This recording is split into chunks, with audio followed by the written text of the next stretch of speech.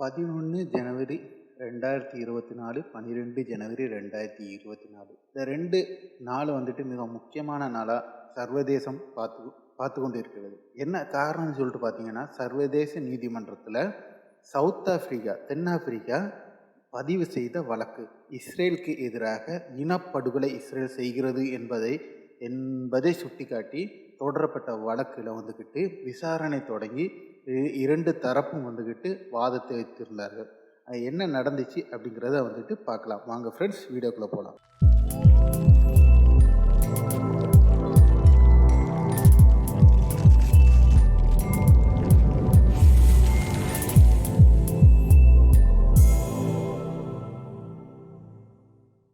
Friends, சர்வதேச அளவில் இன்னைக்கு தென்னாப்பிரிக்கா ஒரு படி மேலே நிற்கிறாங்க அப்படிங்கிறது தான் உண்மை. மனிதாபிமான அடிப்படையில் வந்துக்கிட்டு அவர்கள் இன்னைக்கு செய்த காரியத்தினால இன்னைக்கு அவங்க மிகப்பெரிய அளவாக போற்றப்படுகிறார்கள் என்பது நாடறிந்த உண்மை. இந்த இஸ்ரேல் மீதான வழக்கு இனப்படுகொலை செய்கிறார்கள் அப்படிங்கிறதுக்கு உள்ள தெளிவும் எல்லா ஆதாரத்தோடு வந்துக்கிட்டு குற்றம் சாட்டி சர்வதேச நீதிமன்றத்தில் தொடரப்பட்ட வழக்கில் வந்துக்கிட்டு 11-12 ஜனவரி 2024 அன்று இந்த 2 நாளும் அங்கு விசாரணை நடைபெற்றது. அந்த விசாரணையில் என்னெல்லாம் நடந்துச்சு கிளியராக வந்துக்கிட்டு நம்ம இந்த வீடியோவில் பார்க்குறோம். இதை வந்துக்கிட்டு நான் தெளிவாக சொல்கிறத விட நம்ம இலங்கை தமிழர் சகோதரர் ரஸ்மின் அவர்கள் வந்துக்கிட்டு அவருடைய ஊடகமான ரஸ்மின் MICயில் வந்துக்கிட்டு அவர்கள் போட்ட வீடியோவை அப்படியே உங்களுக்கு வந்துக்கிட்டு அதனுடைய கரெக்டான பாகங்கள் மட்டும் அவர் பேசிய சம்பந்தமான பாகங்களை மட்டும் வந்துக்கிட்டு கட் பண்ணி நம்ம அப்படியே அப்லோட் பண்ணுறோம். ஓகேவா? வேறு எதுவும் பேசுனது எல்லாத்தையுமே நம்ம கட் பண்ணிவிட்டு இந்த வழக்கு தொடர்பான வீடியோவை ஃபுல்லாக நம்ம போட்டிருக்கோம். முதல்ல வந்துக்கிட்டு தென்னாப்பிரிக்கா வைத்த வாதங்களும் அதன் பின் இஸ்ரேல் வைத்த வாதங்களும் ஃபுல்லாகவே முழுமையாக இருக்குது. முழுமையாக வீடியோவை பாருங்கள் ஃப்ரெண்ட்ஸ். அன்பிற்கினிய சகோதர சகோதரிகளே, இன்றைய நம்முடைய உரை முழுவதுமாக சவுத் ஆப்பிரிக்கா, தென்னாப்பிரிக்கா அதாவது இஸ்ரேலுக்கு எதிராக தாக்கல் செய்திருக்கக்கூடிய வழக்கு தொடர்பான செய்திகளாகத்தான் இருக்க போகிறது. கண்டிப்பாக அனைவரும் முழுமையாக பார்க்க வேண்டிய பகுதிகள் இதிலே இருக்கிறது. அதே நேரத்தில் நான் சொல்கிறது ஒட்டுமொத்த வழக்கினுடைய சாராம்சமும் கிடையாது. இதுவரைக்கும் வந்த தகவல்களைத்தான் ஒப்புவிக்க இருக்கிறேன். இதற்கு பிறகு வருகிற தகவல்களையும் இன்னொரு வீடியோவாகவும் நாம் போட வேண்டி வரும். இன்றைக்கு முழுவதும் இதைத்தான் நாம் அறிந்து கொள்ள வேண்டியிருக்கிறது. ஏன்னு கேட்டால், உலக வரலாற்றிலே நடக்காத ஒரு அநியாயம் காசாவிலே நடந்து வருகிறது. காசாவை மொத்தமாக அழிக்க வேண்டும் என்பதில் அமெரிக்காவும் இஸ்ரேலும் தெளிவாக இருப்பது வெளிப்படையாகி இருக்கிறது. எனவே அங்கு என்னதான் கஸ்ஸாம் அல்லது மற்ற படையினர் போரிட்டு கொண்டிருந்தாலும், அவர்கள் இஸ்ரேலை துவம்சம் பண்ணி கொண்டிருந்தாலும், அவர்களுக்கு எதிராக பாரிய தாக்குதல்களை நடத்தி கொண்டிருந்தாலும், அவர்களுடைய தரப்பில் அவர்களுடைய போராட்டம் முழு வீச்சில் நடந்து கொண்டிருந்தாலும், இவர்கள் நடத்துகிற தாக்குதல்கள் முழு காசாவையும் அழித்து கொண்டிருக்கிறது. முழு உலகமும் கண்ணீர் விடுகிறது என்பதுதான் யதார்த்தம். இந்த சமூகத்திற்கான பங்களிப்பு, இந்த அப்பாவிகளுக்கான பங்களிப்பு என்பது முஸ்லிம் சமூகத்தினால் மாத்திரம்தான் வழங்கப்படுகிறது என்று நாம் புரிந்து கொள்ளக்கூடாது. முஸ்லிம் அல்லாத பல சகோதரர்கள், ஆயிரக்கணக்கான, லட்சக்கணக்கான, கோடிக்கணக்கான சகோதரர்கள், நம்முடைய தொப்புள் கொடி உறவுகள் இதற்காக போராடி கொண்டிருக்கிறார்கள், கருத்து தெரிவித்துக் கொண்டிருக்கிறார்கள், சமூக வலைதளங்களில் இதற்காக குரல் எழுப்பி கொண்டிருக்கிறார்கள், நேரடியாக குரல் எழுப்பி கொண்டிருக்கிறார்கள். அந்த வகையில் தான் இன்றைக்கு இந்த சவுத் ஆப்பிரிக்கா கொண்டு வந்திருக்கக்கூடிய சர்வதேச நீதிமன்ற வழக்கு என்பது உலகமே திரும்பி பார்க்கிற ஒரு வழக்காக மாறி இருக்கிறது. இன்றைக்கு இந்த வழக்கு முதல் நாள் விசாரணை ஆரம்பித்திருக்கிறது. இன்றைய விசாரணையில் முழுவதுமாக சவுத் ஆப்பிரிக்கா தன்னுடைய வாதங்களை முன்வைத்துக் கொண்டிருக்கிறார்கள். நாளைய தினம் இந்த வாதங்களுக்குரிய பதில் வாதங்களையும் தங்களுடைய முழுமையான வாதங்களையும் இஸ்ரேலிய அரசாங்கம் முன்வைப்பதற்கான வாய்ப்பை சர்வதேச நீதிமன்றம் வழங்க இருக்கிறது. இந்த சர்வதேச நீதிமன்றத்தில் கொண்டு வரப்பட்டிருக்கக்கூடிய இந்த வழக்கை பொறுத்தவரையில் வரலாற்றில் பொன்னெழுத்துக்களால் பொறிக்கப்பட வேண்டிய ஒரு வழக்கு என்பதில் யாருக்கும் எவ்விதமான மாற்று கருத்துமில்லை. அந்த அளவுக்கு ஒரு முக்கியமான ஒரு வரலாற்று நிகழ்வாக இது மாறி இருக்கிற நேரத்தில் இந்த வழக்கை சமர்ப்பித்திருக்கக்கூடிய தென்னாப்பிரிக்கா தன்னுடைய நாட்டை சேர்ந்த வெளிநாடுகளில் இருக்கக்கூடிய மிக பிரபலமான கற்றறிந்த பல அறிஞர்களோடு களம் இறங்கி இருக்கிறார்கள். முடியுமானவங்க அந்த ஆர்கியூமெண்ட் எல்லாம் போய் பாருங்க. அல்ஹம்துலில்லாஹ், அல்லாஹுக்குத்தான் எல்லா புகழும். உண்மையிலேயே இந்த வழக்கை தாக்கல் செய்வதற்கும் வழக்கை எடுத்து நடத்துவதற்கும் முழுவதும் தகுதி பெற்ற ஒரு சாரார் இருப்பார்கள் என்றால் அது சவுத் ஆப்பிரிக்கா என்பதில் மாற்று கருத்தே கிடையாதுங்க. ஒவ்வொரு ஆதாரங்களையும் அவர்கள் சேமித்திருக்கிற முறை, அவர்கள் வைக்கிற வாதங்கள், அவர்கள் எடுத்து வைக்கிற எதிர்வாதங்கள் எல்லாமே அதை நம்மளால் வர்ணிக்க முடியாது. அவ்வளவு துல்லியமான தகவல்களை தேர்வு செய்து எடுத்திருக்கிறார்கள் என்பது மட்டுமல்லாமல் அவங்கள பொறுத்தவரையில் இந்த தாக்குதல் ஆரம்பத்திலேயே இந்த வழக்கிற போங்க பார்க்கும்போது நமக்கு ஒன்று தெரியுது. தாக்குதலுடைய ஆரம்பம் அக்டோபர் 7 சவுத் ஆப்பிரிக்கா ஒரு முடிவை எடுத்திருக்கிறார்கள். பெரும்பாலும் இது பாரிய ஒரு இன அழிப்பாக முடிய வாய்ப்பு இருக்கிறது. எனவே இதனுடைய ஆதாரங்கள் சேமிக்கப்பட வேண்டும் என்று அவர்கள் ஆரம்பம் முதலே சேமித்திருப்பது மிக தெளிவாக தெரிகிறது. அதனால் தான் அவர்களுடைய வாதங்கள் ஒவ்வொன்றும் இரும்பால் அடிப்பதை போன்று சம்மட்டி அடியாக இன்றைக்கு விழுந்து கொண்டிருக்கிறது. இந்த வாதங்களை பொறுத்தவரையில் இது பேஸ்லெஸ் ஆர்கியூமெண்ட், எந்த ஒரு அடிப்படையுமற்ற விவாதம் என்று முதன்மையாக இஸ்ரேல் அவர்களுடைய அம்பாசிடர் மூலமாக ஐநாவினுடைய சர்வதேச நீதிமன்றத்தில் மறுத்திருக்கிறார்கள். அவர்கள் மறுப்பார்கள் என்பது உலகத்திற்கே தெரிந்திருந்தாலும் தென்னாப்பிரிக்கா இந்த வழக்கை ஆரம்பித்திருக்கிறது. வழக்கு தென்னாப்பிரிக்கா தாக்கல் செய்த வழக்கில் நம்ம திரும்ப சொல்லி வந்த ஒரு விஷயம், அரபு நாடுகள் மௌனம் காக்கிறது என்கிற ஒரு குற்றச்சாட்டை நம்ம சொல்லி வந்தோம். அல்லாஹ்வுடைய உதவியில் அரபு நாடுகள் ஒட்டுமொத்தமாக கைகோர்த்திருக்கிறது. அல்லாஹுக்கே எல்லா புகழும். அல்ஹம்துலில்லாஹ், அல்ஹம்துலில்லாஹ், அல்ஹம்துலில்லாஹ் என்று அல்லாஹுக்கே நாம் ஷுக்கூர் செய்ய வேண்டும். அதெல்லாம் எனக்கு எப்படி நம்ம சொல்றது, அந்த அளவு ஒரு நெகிழ்வான ஒரு நிகழ்வாக இது மாறி இருக்கிறது. அல்லாஹ் அந்த மக்களை கைவிடவே மாட்டான் இன்ஷா அல்லாஹ். அந்த அளவுக்கு இன்னைக்கு இந்த வழக்கில் சவுத் ஆப்பிரிக்காவை பேக்கப் பண்ணுகிற, சவுத் ஆப்பிரிக்காவுக்கு துணையாக வந்திருக்கிற நாடுகள் யார் என்கிற பட்டியல் வெளியாகி இருக்கிறது. அதில் ஆர்கனைசேஷன் ஆஃப் இஸ்லாமிக் கார்பரேஷன் வந்திருக்கிறாங்க. அதாவது OIC, உலக இஸ்லாமிய நாடுகளுடைய கூட்டமைப்பு. நாங்கள் மொத்தமாக, இவங்க ஆரம்பத்தில் வாழ்த்து தான் தெரிவிச்சிருந்தாங்க, நாங்கள் மொத்தமாக உலக இஸ்லாமிய நாடுகளுடைய கூட்டமைப்பு சப்போர்ட் பண்ணுகிறது என்கிற செய்தியை அறிவிச்சிட்டாங்க. எனவே இதில் இருக்கக்கூடிய எல்லா நாடுகளும் அதிலே அடக்கம். அல்ஹம்துலில்லாஹ். ஃபர்ஸ்ட். ரெண்டாவது, மலேசியா இதற்கு ஒத்துழைப்பு வழங்கி இருக்கிறது. மலேசியாவினுடைய பிரதமர் உண்மையில் வாழ்த்துக்குரியவர் என்பதிலே மாற்றம் கிடையாது. அதே மாதிரி டர்க்கி, அர்துகான் அவர்கள் இதிலே பங்களிப்பு செய்திருக்கிறார்கள்.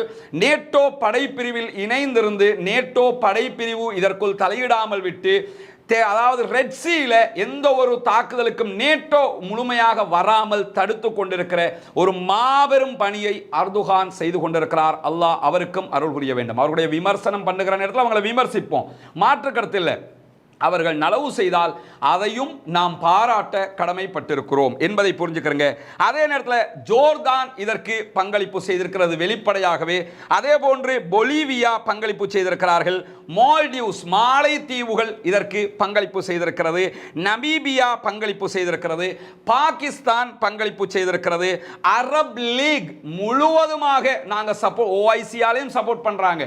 அரப் லீகும் நாங்கள் இந்த வழக்கில் சவுத் ஆப்பிரிக்காவை ஆதரிக்கிறோம், நாங்கள் அவங்களுக்கு பின்னாடி நிற்கிறோம் என்று சொல்லி சவுத் ஆப்பிரிக்காவுக்கு பின்னாடி நிற்பதை உறுதி செய்திருக்கிறது அரப் லீக். அதே மாதிரி கொலம்பியா, பிரேசில் ஆகிய நாடுகளும் இதற்கு ஒத்துழைப்பு வழங்கியிருக்கக்கூடிய நேரத்தில் இந்த வழக்கை நிராகரிப்பதாக அமெரிக்க அயோக்கிய தீவிரவாத பயங்கரவாத அரசாங்கம், பைடனுடைய அரசாங்கம் அறிவித்திருக்கிறது. இது அவர்களுக்கு என்ன விதமான ஜனநாயக பின்னடைவை ஏற்படுத்த போகிறது என்பதை அடுத்த தேர்தலிலேயே இன்ஷா அல்லாஹ் நாம் பார்க்க முடியும். ஏன்னா இது இஸ்ரேலுக்கும் பாலஸ்தீனத்திற்குமான பிரச்சனை என்பது களத்தில் இருக்குது இராணுவ ரீதியாக. இப்போ இது என்ன மாறி இருக்குதுன்னு கேட்டால் நல்லவர்களுக்கும் தீயவர்களுக்குமான ஒரு சட்ட சண்டையாக மாறி இருக்கிறது. ஏன்னா உலகத்தில் யாருமே இந்த தென்னாப்பிரிக்கா மக்களை வந்து தீயவர்கள் என்று சொல்லிட மாட்டாங்க. தங்களுடைய இனத்திற்காக கருப்பர்கள் என்று தாங்கள் அழிக்கப்பட்டதற்கு எதிராக நெஞ்சை நிமிர்த்தி போராடி வெற்றி பெற்ற சமூகம் சவுத் ஆப்பிரிக்க சமூகம், நெல்சன் மண்டேலாவினுடைய சமூகம். எனவே அமெரிக்கா இந்த வழக்குக்கு எதிராக இருக்கிறது. ஐரோப்பிய யூனியன் உள்ளிட்ட சில முக்கியமான ஐரோப்பிய யூனியன்ல இருக்கக்கூடிய மேற்கு நாடுகள், பல நாடுகள் மௌனம் காக்கிறது. ஆனா இதுல ஒன்றை புரிஞ்சுக்கிறங்க, ஐரோப்பிய யூனியன் உள்ளிட்ட பல நாடுகள் மௌனம் காப்பதற்கு பெரும் பங்களிப்பை இதிலே செய்திருப்பது டர்க்கியும் சவுதி அரேபியாவும் என்பதும் இந்த இடத்துல நம்ம கவனிக்க வேண்டிய ஒரு முக்கியமான விஷயம். டர்க்கியையும் சவுதி அரேபியாவையும் இந்த இடத்திற்கு கொண்டு வந்ததில் மிக முக்கிய பங்கு ஈரானுக்கு இருக்கிறது என்பதும் நாம் வெளிப்படையாக சொல்ல வேண்டிய ஒரு விஷயம். இதுல எந்த இயக்க பேதம், எந்த பேதத்தையும் இதுல பார்க்காதீங்க. அங்கு கொல்லப்படுவது மனிதர்கள், அவர்களுக்கான நீதி நியாயம் வேண்டும். அதற்காக அனைவரும் களம் இறங்கி இருக்கக்கூடிய நேரத்தில் இந்த வழக்கை ஆதரிப்பதற்கு இங்கிலாந்து வெளிப்படையாக மறுப்பு தெரிவித்திருக்கிறது. மறுப்பாய்ங்கிறது நமக்கு தெரியும். ஏன்னா அவங்க தான் இது எல்லாத்துக்குமே காரணம்ங்கிறதும் நமக்கு எல்லாம் தெரியும். இந்த நேரத்தில் தென்னாப்பிரிக்கா என்ன செய்கிறது, இந்த வழக்கில் என்ன நடக்கிறது என்பதை இப்பொழுது நாம் பார்க்க வேண்டி இருக்கிறது. சவுத் ஆப்பிரிக்காவினுடைய நீதி அமைச்சர் இவர்தான். இந்த சகோதரர் தான் இன்றைக்கு வழக்கை முதன்மையாக ஆரம்பிச்சிருக்கிறாரு. வழக்கை ஆரம்பிச்ச நான் வேகமாக நிறைய செய்தி சொல்லணுங்கிறதுனால முடிஞ்ச வரைக்கும் வேகமாக சொல்லுகிறேன். சிறப்பாக காது கொடுத்து கேட்டுக்கொள்ளுங்கள். சவுத் ஆப்பிரிக்காவினுடைய நீதி அமைச்சர் தான் இந்த வழக்கை முதன்மையாக ஆரம்பிக்கிறார். ரொனால்ட் லமோலா என்பவர் இவருடைய பெயர். இவர் தொடக்க அறிக்கையை வாசிக்கும் போது என்ன சொன்னார் என்று கேட்டா, 1998ஆம் ஆண்டு இனப்படுகொலை குற்றங்களை தடுக்கிறது, அதே நேரத்தில் அதற்கு தண்டனை வழங்குதல் தொடர்பான சட்டத்தை தென்னாப்பிரிக்கா ஏற்றுக்கொண்டிருக்கிறது என்பதை முதன்மையாக சொல்லியிருக்கார். இந்த வழக்கை நாங்கள் எதுக்கு போடுறோம் என்று சொன்னா இந்த காரணத்துக்காக தான் போடுறோம். ஐநாவினால் உருவாக்கப்பட்டிருக்கக்கூடிய இந்த சட்டத்தை 1998 நாங்கள் ஆதரித்திருக்கிறோம். எனவே வழக்கு போடுகிற தகுதி எங்களுக்கு இருக்கிறது என்று சொல்லியிருக்கிறார்கள். எங்களுடைய நாட்டினுடைய நிறுவன தலைவர் நெல்சன் மண்டேலா கூறிய வார்த்தைகள் இவை என்று சொல்லிவிட்டு அவர் என்ன சொல்றாருன்னு கேட்டா, பாலஸ்தீன மக்களுக்கு கை கொடுப்பதும் நாங்கள் மனித குலத்தின் ஒரு பகுதியாக இருக்கிறோம் என்பதையும் நாங்கள் தெளிவாக அறிவித்துக் கொள்கிறோம் என்கிறார். பாலஸ்தீனத்திற்கு நாங்கள் ஒத்துழைப்பாக வந்ததற்கான காரணம் என்னன்னா, அவர்களை நாங்கள் ஆதரிக்கிறோம், நாங்களும் மனிதர்கள், அவ்வளவுதான் காரணம், மனிதர்கள் என்பதற்காக ஆதரிக்கிறோம் என்று நெல்சன் மண்டேலாவை கோட் பண்ணி அவர் சொல்லிவிட்டு தான் இன்றைக்கு ஆரம்பிக்கும் போது என்ன சொன்னார் கேட்டா, அக்டோபர் 7ஆம் தேதி தாக்குதலுக்கு இஸ்ரேலுடைய பதிலடி எல்லை தாண்டியதாக இருக்கிறது என்கிற குற்றச்சாட்டோடு அந்த எல்லை தாண்டிய காரணத்தினால் தான் நாங்கள் இந்த வழக்கை தாக்கல் செய்திருக்கிறோம் என்று சொல்கிறார். பாலஸ்தீன மக்கள் கடந்த 76 ஆண்டுகளாக அவர்கள் இந்த கஷ்டங்களையும் நஷ்டங்களையும் துன்பங்களையும் ஒடுக்குமுறைகளையும் வன்முறைகளையும் அனுபவித்து வருகிறார்கள். எனவே அவர்களுக்கு நீதி வேண்டும், அதற்காகத்தான் சர்வதேச நீதிமன்றத்தை நாடி இருக்கிறோம் என்கிறார் சவுத் ஆப்பிரிக்காவினுடைய ஜஸ்டிஸ் மினிஸ்டர். இவர்தான் இன்றைக்கு இந்த வழக்கு விசாரணையை ஆரம்பமாக எதுக்கு நாங்கள் வழக்கை தாக்கல் செய்தோம் என்கிற செய்தியை கூறி ஆரம்பித்தவர். இவருடைய பேச்சுக்கு பிறகு முதன்மையாக வழக்கினுடைய வாத பிரதிவாதம் ஆரம்பிக்கப்பட்டது. குறிப்பாக சவுத் ஆப்பிரிக்காவினுடைய நியாயங்கள் இன்றைக்கு சொல்லப்பட்டு கொண்டிருக்கிறது. இதுதான் சர்வதேச நீதிமன்றம், இங்குதான் விசாரணை நடைபெற்று வருகிறது. இதற்கு வெளியிலே பாரிய ஆர்ப்பாட்டம் ஒன்று நடைபெற்று வருகிறது இன்றைய தினம். ஏன்னா உள்ள விசாரணை நடக்குது, வெளியில் ஆர்ப்பாட்டம் நடக்கிறது. நடக்கும்போது இன்றைக்கு விசாரணையில் அவர்களுடைய மினிஸ்டர் பேசியதற்கு பிறகு முதன்மையாக வழக்கை ஆரம்பித்தவர் சட்டத்தரணி ஆதிலா ஹஷீம் என்கிற சகோதரி. இவங்களுடைய பேச்சை கேட்கும் போதே புல்லரிக்குது. அவ்வளவு நுணுக்கமான வாதங்கள், சர்வதேச நீதிமன்றத்தையே தெரிக்க விடுகிற பேச்சை சகோதரி ஆதிலா ஹஷீம் ஆரம்பித்திருக்கிறார். அல்லாஹ் அவருக்கு அருள் புரிய வேண்டும். அவர் பேசிய மிக முக்கியமான பேச்சுக்கள், அவர் வைத்த வாதங்கள்ல மிக முக்கியமான வாதம் என்னன்னு கேட்டா, காசாவில் பாலஸ்தீன மக்களை கொன்றது முதன்மையாக இனப்படுகொலை, அது ஒரு ஜினசைட் என்கிற வாதத்தோடு அவர் தன்னுடைய பேச்சை ஆரம்பித்திருக்கிறார். ஆரம்பித்தது மட்டுமல்லாம காசாவில் பாலஸ்தீன மக்கள் பெருமளவில் கொன்று குவிப்பதுதான் முதல் இனப்படுகொலை என்று கூறி ஆரம்பித்தவர் என்ன செய்கிறார் கேட்டா, பெரும்பாலும் அடையாளம் காணப்படாத உடல்கள் புதைக்கப்பட்ட புதைகுழிகளின் புகைப்படங்களை எல்லாம் எடுத்து காண்பித்திருக்கிறார். யார் கொல்லப்பட்டாங்கிறதுக்கு எவிடன்ஸே கிடையாது, அடையாளமே கிடையாது. இவ்வளவு ஜனாசாக்களை கொன்று குவித்திருக்கிறீங்க, இவர்கள் யார், இவர்கள் செய்த குற்றம் என்ன, இவர்கள் அப்பாவிகள் என்பதை நிரூபித்து காட்டும் விதமாக ஆதாரத்தோடு முதல் வாதத்தை முன்வைத்திருக்கிறார் ஆதிலா ஹஷீம். இன்றைக்கு நடந்த மிக முக்கியமான பேச்சுக்களில் இது முக்கியமானது. அது மட்டுமல்லாமல் ஆதிலா ஹஷீம் சொன்ன மிக முக்கியமான பாயிண்ட்கள்ல ஒன்று என்னன்னு கேட்டா, இஸ்ரேல் வாரத்திற்கு 6000 குண்டுகளை காசா மீது வீசி இருக்கிறது. இது இவர் சொல்லுகிறது ஒப்பீட்டளவில் குறைவுதான். அதை நம்ம பார்க்கும்போது இதுவரைக்கும் கிட்டத்தட்ட 96 நாளாக 97வது நாளாக 82,000 டன் வெடிமருந்துகளை குண்டுகளை அவர்கள் காசாவில் போட்டிருக்கிறாங்க. பட் என்னன்னா இன்றைக்கு இது நடப்பது சட்ட ரீதியிலான வாதம். இதிலே தங்களிடத்தில் நிரூபிக்க முடியுமான ஆதாரங்களை கொண்டுதான் சட்டத்தரணிகள் வாதிடுவார்கள். அந்த அடிப்படையில் ஆதிலா ஹஷீம் முதன்மை வாதமாக என்ன சொல்றாங்கடா, வாரத்திற்கு ஒரு வீக்குக்கு 6000 குண்டுகள் காசா மீது போடப்பட்டிருக்கிறது என்கிற வாதத்தோடு அவர் ஆரம்பித்திருக்கிறார். 12 வாரங்களில் எத்தனை ஆயிரம் குண்டுகள் போடப்பட்டிருக்கும் என்பதை நினைவில் கொள்ளுங்கள். அதே மாதிரி என்ன சொல்றாருன்னு கேட்டா, குறைந்தபட்சம் அதாவது காசாவில் 200 பவுண்ட் 950 கிலோ கொண்ட குண்டுகள் 200 தடவைகள் போடப்பட்டிருக்கிறது. 2000 பவுண்டு 950 கிலோகிராம் கொண்ட பாரிய குண்டுகள் 200 தடவை காசாவிலே போடப்பட்டிருக்கிறது என்கிற ஆதாரத்தை சமர்ப்பித்து அவர் பேசும்போது சொல்லுகிறார், இந்த குண்டு தாக்குதலில் அன்று பிறந்த குழந்தைகள் கூட தப்பவில்லை, அவ்வளவு பெரிய அநியாயத்தை இஸ்ரேல் செய்திருக்கிறது என்கிறார். அது மட்டுமல்லாமல் என்ன சொல்றாருன்னு கேட்டா, ஐநாவினுடைய தலைவர்கள், ஐநாவினுடைய உறுப்பினர்கள், ஐநாவினுடைய முக்கிய அதிகாரிகள் இது காசாவை ஒரு மயானமாக ஒரு கபிரிஸ்தானமாக மாற்றுகிற வேலை என்று சொல்லி இருக்கிறார்கள் என்கிற ஆதாரத்தையும் ஆதிலா ஹஷீம் இன்றைக்கு சர்வதேச நீதிமன்றத்தில் சமர்ப்பித்திருக்கிறார். இதுல முக்கியமான பாயிண்ட் என்னன்னு கேட்டா, நாங்க மட்டும் இதை சொல்லல, நாங்கள் எப்படி சொல்லுகிறோம் என்றால் ஆதாரத்தோடு சொல்லுகிறோம். ஐநா சபையினுடைய பிரதிநிதிகளே, குழந்தைகளை இஸ்ரேல் கொன்று குவிக்கிறது, குழந்தைகளுக்குரிய மயானமாக காசாவை மாற்றி இருக்கிறது என்கிற ஆதாரத்தை சமர்ப்பித்திருக்கிறார். ஐநாவினுடைய நீதிமன்றம் இது. ஐநாவுடைய நீதிமன்றத்தில் ஐநா அதிகாரிகளையே ஆதாரம் காட்டியிருக்கிறார் ஆதிலா ஹசன் என்பது இங்கே கவனிக்க வேண்டிய முக்கியமான விவகாரமாக இருக்கிறது.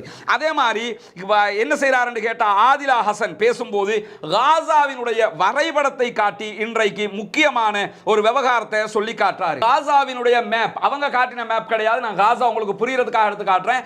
காசாவினுடைய மேப்பை காட்டி அவங்க சொன்ன செய்தி என்னன்னு கேட்டா, காசா வரைபடத்தில் 1967 முதல் இஸ்ரேல் ஆக்கிரமிக்கப்பட்ட பாலஸ்தீன பகுதிகள் 2 அங்கங்களாக பிரிக்கப்பட்டிருக்கிறது என்கிறார். ஒன்று காசா, இன்னொன்று வெஸ்ட் பேங்க். இதுதான் பாலஸ்தீனம். பாலஸ்தீனத்தை வெஸ்ட் பேங்கை தனியாகவும் காசாவை தனியாகவும் பிரிச்சிருக்கிறாங்க.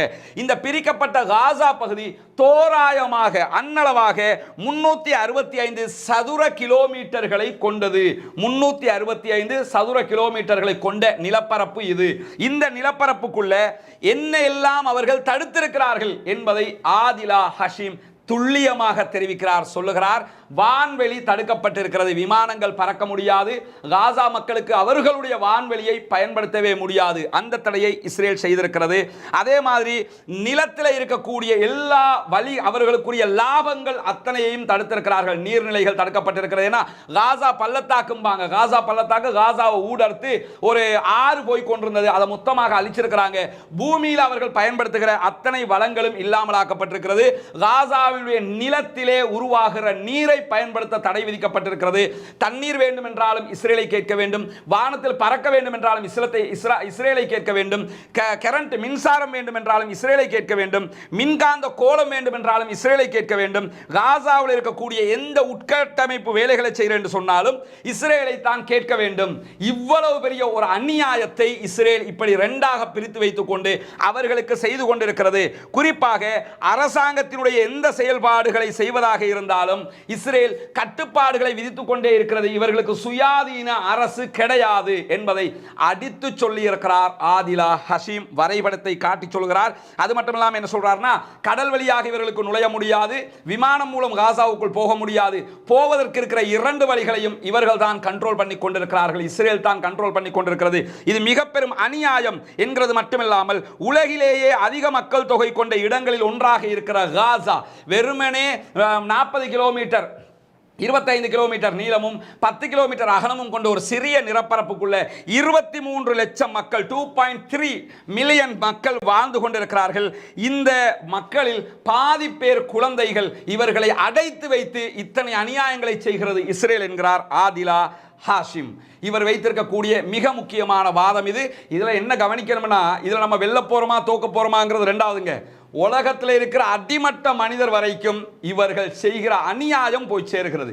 எத்தனை சோசியல் மீடியாவில் என்ன பிளாக் பண்ணாலும், யூடியூப்ல என்னத்த வீடியோ பிளாக் பண்ணாலும் இதெல்லாம் பிளாக் பண்ண முடியாதுல்ல.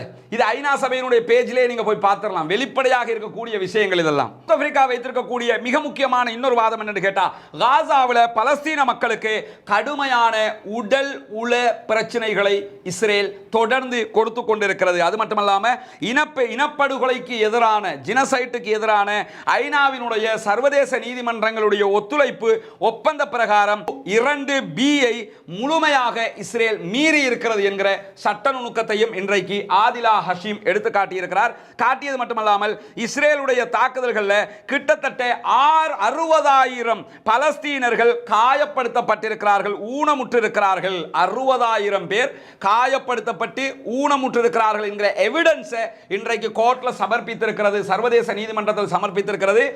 அதாவது சவுத் ஆப்பிரிக்கா சார்பாக ஆதிலா ஹஷீம் அதை சமர்ப்பிச்சிருக்கிறாங்க. சமர்ப்பிச்சது மட்டுமல்லாம இந்த காயப்பட்டவர்கள் பெரும்பாலானவர்கள் பெண்களும் குழந்தைகளும் தான். இதை அத்தனையுமே முழுமையாக அங்கே இருக்கக்கூடிய சுகாதார அமைப்பு கலாப்ஸ் பண்ணப்பட்டிருக்கிறது, முழுமையாக அழித்து ஒழிக்கப்பட்டிருக்கிறது. அங்க சுகாதாரம் என்கிற ஒரு பேச்சுக்கே இடம் கிடையாது. 60,000 பேரை நீங்கள் ஊனப்படுத்தி இருக்கிறீர்கள் என்கிற ஆதாரத்தை இன்றைக்கு சமர்ப்பித்திருக்கிறார் ஆதிலா ஹஷீம் சவுத் ஆப்பிரிக்கா சார்பாக. இதுவரைக்கும் ஊடகங்களில் சொல்லப்பட்டது ஒருபுறம் இருக்க, இன்றைக்கு சட்ட ரீதியாக ஆதாரத்தோடு நடந்த அநியாயங்கள் நிரூபிக்கப்பட்டு கொண்டிருக்கிறது.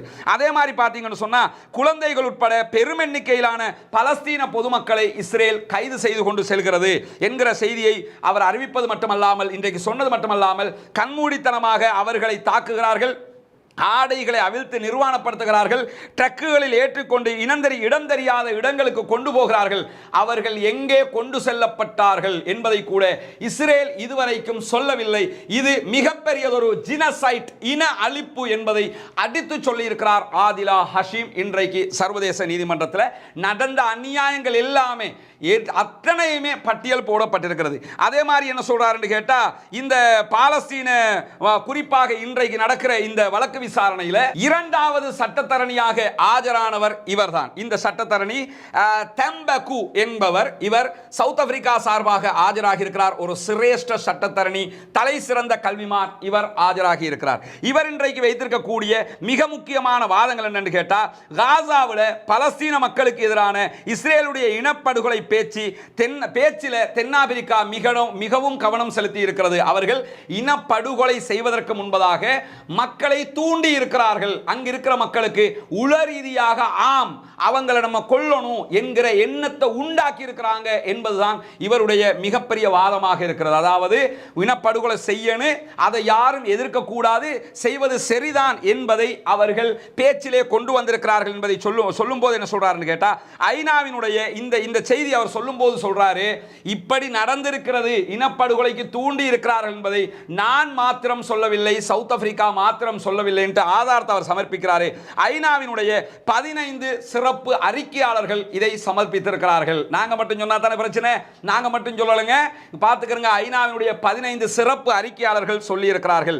அதே மாதிரி 21 ஐநாவினுடைய செயற்குழு உறுப்பினர்கள் காசாவில் நடப்பது இனப்படுகொலை தான் என்று சொல்லி இருக்கிறார்கள் என்பதை அவர் எடுத்து வைத்திருக்கிறார். ஏன்னா ஒரு நாட்டின் மேல சும்மா போற போக்கில் இனப்படுகொலை குற்றச்சாட்டு சுமத்த முடியாது சர்வதேச விதிகளுக்கு அமைய. அதனால தான் அவர் என்ன சொல்றாருன்னா, நீங்க ஜினசைட் பண்ணிருக்கிறீங்க, இன அழிப்பு செய்றீங்க, மெசக்கேர் பண்ணுகிறீங்கிறத நாங்க மட்டும் சொல்லல, ஐநா சபையினுடைய 15 சிறப்பு அறிக்கையாளர்கள் இருக்கிறார்கள். அவங்க ஒவ்வொரு நாட்டில் போய் அறிக்கை சேமிக்க கூடியவர்கள், அவர்கள் இதை சொல்லி இருக்கிறார்கள். அதே மாதிரி ஐநா சபையினுடைய 21 செயற்குழு உறுப்பினர்கள் ஆம் இது நடப்பது இனப்படுகொலை தான் என்பதை சொல்லி இருக்கிறார்கள் என்று சொல்லிவிட்டு சொல்றாங்க, குடும்பங்களை மொத்தமாக அழிப்பது, வீடுகளை மொத்தமாக அழிப்பது, குடிமக்களுடைய அனைத்து உட்கட்டமைப்பு வசதிகளையும் அழிப்பது, இதுவெல்லாமே அவர்கள் ஒரு இனாளிப்பு செய்கிறார்கள் என்பதற்கான ஆதாரம். ஒரு டெரரிஸ்டோட யுத்தத்துக்கு போறோம்னா நீங்க அவங்களோட சண்டை பிடிக்கணும். நீங்க ஆனா அவங்களோட சண்டை பிடிக்காம பொதுமக்களுடைய வீடுகள் அழிக்கிறீங்க, அவங்களோட குடும்பத்தை அழிக்கிறீங்க, அவங்களுடைய ஸ்கூல் அழிக்கிறீங்க, அவங்களுடைய மதத்தலங்கள் அழிக்கிறீங்க, அவங்களுடைய தேவாலயங்கள் அழிக்கிறீங்க. இதுவெல்லாம் இனப்படுகொலை இல்லாமல் வேறு என்ன என்று கேட்கிறார் தென்னாப்பிரிக்காவினுடைய இரண்டாவது சட்டத்தரணி அவருடைய வாதத்தில். அது மட்டுமில்லாமல் என்ன சொல்றாருன்னு கேட்டா, காசாவினுடைய பரந்துபட்ட பகுதிகளில் அழுக்குகளை அள்ளி கொட்டி கொண்டிருக்கிறது இஸ்ரேல் என்கிற ஒரு புதிய வாதத்தையும் இன்றைக்கு தென்னாப்பிரிக்கா முன்வைத்திருக்கிறது. நீங்க அவங்க மேல குண்ட மட்டும் போடல, அழுக்குகளையும் அசிங்கங்களையும் போட்டுக் கொண்டிருக்கிறீர்கள் என்கிற செய்தியையும் அவர் இன்றைக்கு சொல்லியிருக்கிற அதே நேரத்தில் காசாவில் இருக்கக்கூடிய பலஸ்தீன மக்கள்ல 1% பேரை மொத்தமாக அழித்திருக்கிறீர்கள். 23 லட்சம் மக்கள்ல 23,000 பேர் இதுவரைக்கும் ஷஹீதாக்கப்பட்டிருக்கிறார்கள், கொல்லப்பட்டிருக்கிறார்கள். அதனால தான் அவர் சொல்றாரு, காசாவில் இருக்கக்கூடிய 100% மக்கள்ல 1% மக்கள் மொத்தமாக அழிக்கப்பட்டிருக்கிறார்கள் என்பதை துல்லியமாக ஆதாரத்தோடு சமர்ப்பித்திருக்கிறது சவுத் ஆப்பிரிக்காவினுடைய சட்டத்தரணிகள் குழு. அது மட்டுமல்லாம இதிலே 4 ஒருவர் அக்டோபர் 7 முதல் காயமடைந்திருக்கிறார் என்கிற செய்தியையும் அவர்கள் சொல்லியிருக்கிறார்கள். அதாவது காசாவில் இருக்கக்கூடிய 23 லட்சம் மக்கள்ல அக்டோபர் 7ஆம் தேதி இஸ்ரேல் நடத்துகிற இனப்படுகொலை காரணமாக 4 ஒருவர் ஏதோ ஒரு வகையில் காயமடைந்திருக்கிறார் என்பதையும் இன்றைக்கு சர்வதேச நீதிமன்றத்திலே சவுத் ஆப்பிரிக்கா தெரிவித்திருக்கிறது. எல்லாத்தையும் கவனிச்சுக்கிறங்க. இதுவரைக்கும் நம்ம பேசின 96 வீடியோவை கூட ஓரம் கட்டிருங்க. மற்றவங்க பேசின எல்லாத்தையும் ஓரம் கட்டிருங்க. நம்ம மீடியாவில் வந்ததை எடுத்து சொல்லிக் கொண்டிருந்தோம், அவங்க போட்டதை எடுத்து சொல்லிக் கொண்டிருந்தோம், அதெல்லாம் விட்டுருங்க. நடந்த அநியாயங்களை ஆதாரத்தோடு அக்குவேறு ஆணிவேராக பிரித்து மேய்ந்து நீதிமன்றத்திலே சமர்ப்பித்துக் கொண்டிருக்கிறது சவுத் ஆப்பிரிக்கா. அல்லாஹ் அவர்களுக்கு அருள் புரிய வேண்டும். அதே நேரத்தில் இன்றைக்கு அவர்கள் வைத்திருக்கக்கூடிய மிக முக்கியமான ஒரு ஆதாரம், பல ஆதாரங்களில் இன்னொரு பக்க ஆதாரம் என்னன்னு கேட்டா, சமூக ஊடகங்களில் பகிரப்பட்ட வீடியோக்களை அவர்கள் ஆதாரமாக முன்வைத்திருக்கிறார்கள். இஸ்ரேல் சார்ந்த வீடியோக்களை இன்றைக்கு ஆதாரமாக முன் வச்சிருக்கிறாங்க. அதில் என்ன சொல்றாங்கன்னு கேட்டா, இஸ்ரேலிய ராணுவத்தை சேர்ந்தவர்கள் காசா அழிக்கப்பட வேண்டும், காசாவை அழித்தே தீர்வோம், காசாவில் இருக்கிற அத்தனை பேரையும் கொன்றொழிப்போம் என்று கோஷமிடுகிற ஆதாரத்தை அவர்கள் காட்டியிருக்கிறார்கள். நீங்க சும்மா போகல, இப்படி சொல்லிக்கிட்டே தான் உள்ள போனீங்க. இந்த பாருங்க ஆதாரம். அதே நேரத்தில் காசாவை அழிப்போம் என்று பாடல்கள் எல்லாம் பாடி வீடியோக்கள் எல்லாம் வெளியே போட்டாங்க. போடும்போது அவங்க இன்ட்ரெஸ்டா போட்டிருப்பாங்க. ஆனா சவுத் ஆப்பிரிக்கா ஆதாரமாக கொண்டு வரும் என்று அவர்கள் எதிர்பார்த்திருக்க மாட்டார்கள். நெருக்கடிக்கு மேல் நெருக்கடி, தலைக்கு அடிக்கு மேல் அடி விழுந்து கொண்டிருக்கிறது. ஒரு பக்கம் ராணுவ ரீதியிலான பலவீனம் ஏற்பட்டிருக்கிறது, ஒரு புறம் ஹிஸ்புல்லாஹ்வுடைய தாக்குதலை தாக்குப்பிடிக்க முடியாமல் இருக்கிறது, ஒரு புறம் கஸ்ஸாமுடைய அடிகளை தாக்குப்பிடிக்க முடியாமல் இருக்கிறது, ஒரு புறம் இஸ்ரேல் செய்கிற அநியாயங்களால் உலக நாடுகள் அத்தனையும் ரெட் சீல படாத பாடுபட்டு கொண்டிருக்கிறது.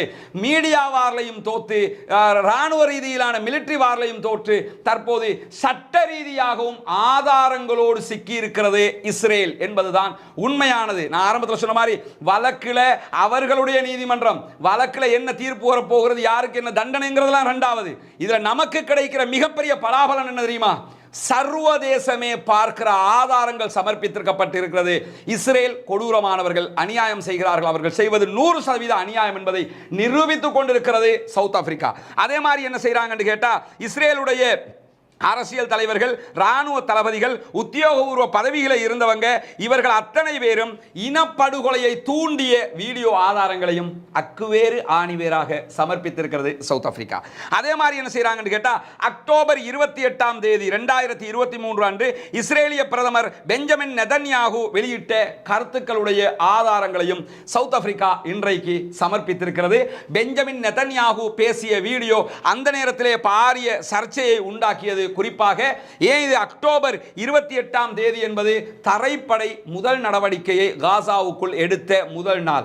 அன்னைக்கு தரைப்படை அவர் காசாவுக்குள் அனுப்புற நேரத்தில் என்ன பேசினார் என்பதை சுட்டிக்காட்டும் போது, காசாவுக்குள் நுழைய தயாராக இருந்த இஸ்ரேலிய படையினருக்கு மத்தியில் பேசிய இஸ்ரேலுடைய பிரதமர் பெஞ்சமின் நெதன்யாகு, அமலேக் உங்களுக்கு என்ன செய்தார் என்பதை அறிந்து கொள்ளுங்கள், அமலேக் செய்ததை நீங்களும் செய்ய வேண்டும் என்று பேசினார் என்று சொல்லுகிறார்.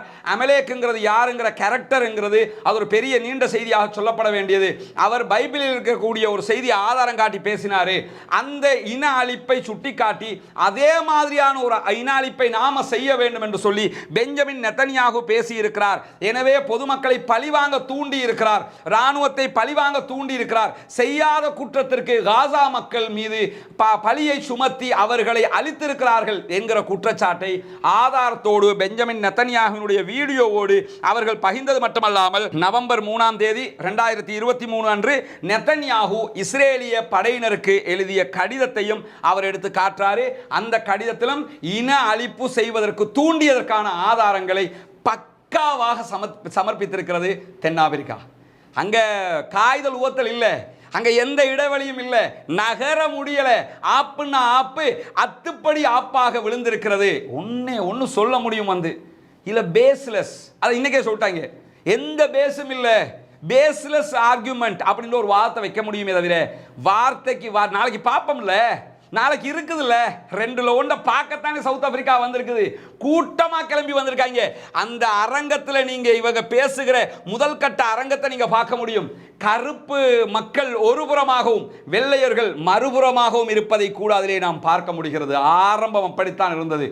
ஆரம்பமாகவே அமர்க்கலமாக பேச்சை ஆரம்பித்திருக்கிறது இந்த சவுத் ஆப்பிரிக்காவும் அதனுடைய சட்டத்தரணிகளும் என்பதை நாம் கவனிக்க வேண்டும். அது மட்டுமல்லாமல் இன்றைக்கு அவர்கள் முன்வைத்த மிக முக்கியமான ஆதாரங்களில் இன்னும் ஒரு ஆதாரம் என்னன்னு கேட்டால், இனப்படுகொலை பேச்சுவார்த்தைகள் இஸ்ரேலிய பாராளுமன்றத்தில் நெசட்ல சர்வ சாதாரணமான விவகாரம் என்பதை இன்றைக்கு சர்வதேச நீதிமன்றத்தில் நிரூபித்திருக்கிறது தென்னாப்பிரிக்கா. அதாவது ஒரு நாட்டில் எவனாவது ஒருத்தன் இனப்படுகொலையை ஆதரிப்பான், ஒருத்தனை கொல்லணுமா வெட்டணுமா குத்தணுமா இப்படி ஒத்தன் 2 பேர் இருப்பாங்க. ஒரு பாராளுமன்றமே இருக்கிறது என்றால் அது இஸ்ரேலிய பாராளுமன்றம் தான் என்பதை அடித்து ஆதாரத்தோடு சொல்லி இருக்கிறது தென்னாப்பிரிக்கா. நெசட் உறுப்பினர்கள் காசா துடை தெரியப்பட வேண்டும், காசா அழிக்கப்பட வேண்டும், காசா நசுக்கப்பட வேண்டும் என்று பல விடுத்தம் பாராளுமன்றத்திலே அழைப்பு விடுத்திருக்கிறார்கள். ஒரு நாடே ஒட்டுமொத்தமாக திரண்டு இந்த காசாவை அழிக்கிறது என்பதற்கான ஆதாரத்தை இன்றைக்கு சமர்ப்பித்திருக்கிறது சவுத் ஆப்பிரிக்கா. அது மட்டும் இல்லாமல் என்ன செய்யறாங்கன்னு கேட்டா, இன்றைக்கு அவர்கள் சொன்னதுல மிக முக்கியமானது, தேவைப்பட்டால் காசா மீது அணுகுண்டு போடுவோம் என்று சொன்னார்கள். இதைவிட வேறு என்ன இன அழிப்பு இருக்கிறது என்று கேள்வி எழுப்புகிறது சவுத் ஆப்பிரிக்கா. பெண்கள், கர்ப்பிணிகள், குழந்தைகள் அத்தனை பேரையுமே எதிரியாக்கி இருக்கிறார்கள். அதற்குரிய ஆதாரங்களை பாருங்கள். பெண்களை கொல்வதற்கும் குழந்தைகளை கொல்வதற்கும் கர்ப்பிணிகளை கொல்வதற்கும் கூட அவர்கள் தயங்கவில்லை. அதற்கு அத்தனைக்கும் அவர்கள் சொல்லுகிற ஒரே நியாயம், நாங்கள் எங்களை பாதுகாத்துக் கொள்ள செல்ஃப் டிஃபென்ஸுக்காக கொள்ளுகிறோம் என்கிறார்கள். செல்ஃப் டிஃபென்ஸ் என்கிற பேரில் குழந்தைகளையும் பெண்களையும் கர்ப்பிணிகளையும் கொள்வதற்கு யார் உங்களுக்கு அனுமதி தந்தார்கள் என்கிற கேள்வியை சவுத் ஆப்பிரிக்கா நெத்தி பொட்டுல வச்ச மாதிரி இன்றைக்கு கேட்டிருக்கிறார்கள். கேட்டது மட்டுமல்லாம இவர் அங்கிருக்கக்கூடிய அரசியல்வாதிகள் மட்டுமல்ல, அங்கிருக்கக்கூடிய காசா பகுதியில் இருக்கக்கூடிய அத்தனை பேரையும் படுகொலை களமாக மாற்ற வேண்டும் என்று சொல்லி இஸ்ரேலில் இருக்கக்கூடிய பிரபலமான ஊடகவியலாளர்களே பேசுகிறார்கள் என்கிற அதற்குரிய ஆதாரங்களையும் இன்றைக்கு சவுத் ஆப்பிரிக்கா சமர்ப்பித்திருக்கிறது. மட்டுமல்லாமல் இந்த இன படுகொலைகளை தூண்டுவது என்பது கண்டிக்கத்தக்கது. அவர்கள் யாருமே அதை கண்டிக்கவும் இல்லை, தடுக்கவும் இல்லை, அதற்கு எதிராக தண்டிக்கவும் இல்லை. இஸ்ரேல் இது அத்தனையும் வேண்டும் என்றுதான் செய்திருக்கிறது. பார்லிமெண்ட்ல பேசக்களையும் யாரும் தடுக்கல, நெத்தனியாகு பேசும்போதும் யாரும் தடுக்கல, ஊடகவியலாளர் பேசும்போதும் யாரும் தடுக்கல, டிவியில் வந்து பேசும்போதும் யாரும் தடுக்கல. அத்தனை பேருமே இந்த இன அழிப்பை தூண்டி இருக்கிறார்கள். இஸ்ரேல் என்கிற நாடு இன அழிப்பு செய்திருக்கிறது என்பதை கொண்டு வந்து ஆதாரத்தோடு சமர்ப்பித்திருக்கிறது சவுத் ஆப்பிரிக்கா. அது மட்டும் இல்லாமல் அவங்க சொல்லக்கூடிய மிக முக்கியமான இன்னொரு குற்றச்சாட்டு என்ன தெரியுமா, இது அரச கொள்கையாகவே வைத்துக் கொண்டிருக்கிறார்கள் என்று நிரூபித்திருக்கிறார்கள். ஒவ்வொரு நாட்டுக்கும் ஒரு அரச கொள்கை இருக்குங்க. அதாவது வெளிநாடுகளோடு நம்ம எப்படி இருக்கிறது, என்ன மாதிரி தொடர்புகளை வச்சுக்கிறது, எல்லாத்துக்கும் ஒரு அரச கொள்கை இருக்கும். நம்முடைய கொள்கை கடன் வாங்குறோம்னா எந்தெந்த நாட்டில் வாங்கலாம், நம்ம ஒரு நாட்டோட தொடர்பு வைக்கிறோம்னா எந்தெந்த விதங்களில் தொடர்பு வைக்கலாம், இதற்கு எல்லாவற்றுக்கும் அரச கொள்கை இருக்கும். இஸ்ரேலுடைய அரச கொள்கைகளில் மிக முக்கியமான கொள்கை என்ன தெரியுமா, காசா உள்ளிட்ட பாலஸ்தீன மக்களை அழிப்பது. அவர்களை கொன்றொழிப்பது இது அரச கொள்கை. அந்த அரசாங்கத்தினுடைய கொள்கையே இதுதான் என்பதை இன்றைக்கு நிரூபிக்கிறது சவுத் ஆப்பிரிக்கா. எப்படி நிரூபிக்கிறாங்கன்னு கேட்டா, காசா அழிக்கப்படுவது வெளிப்படையான அரச கொள்கை என்கிற காரணத்தினால்தான் அங்கு போய் சண்டையிடுகிற அந்த காசாவுல மக்களை கொன்றொழிக்கிற எந்த இராணுவத்தை சேர்ந்தவர்களும் அதை ஒரு குற்றமாக கூட கருதவில்லை அப்படிங்கிறாரு.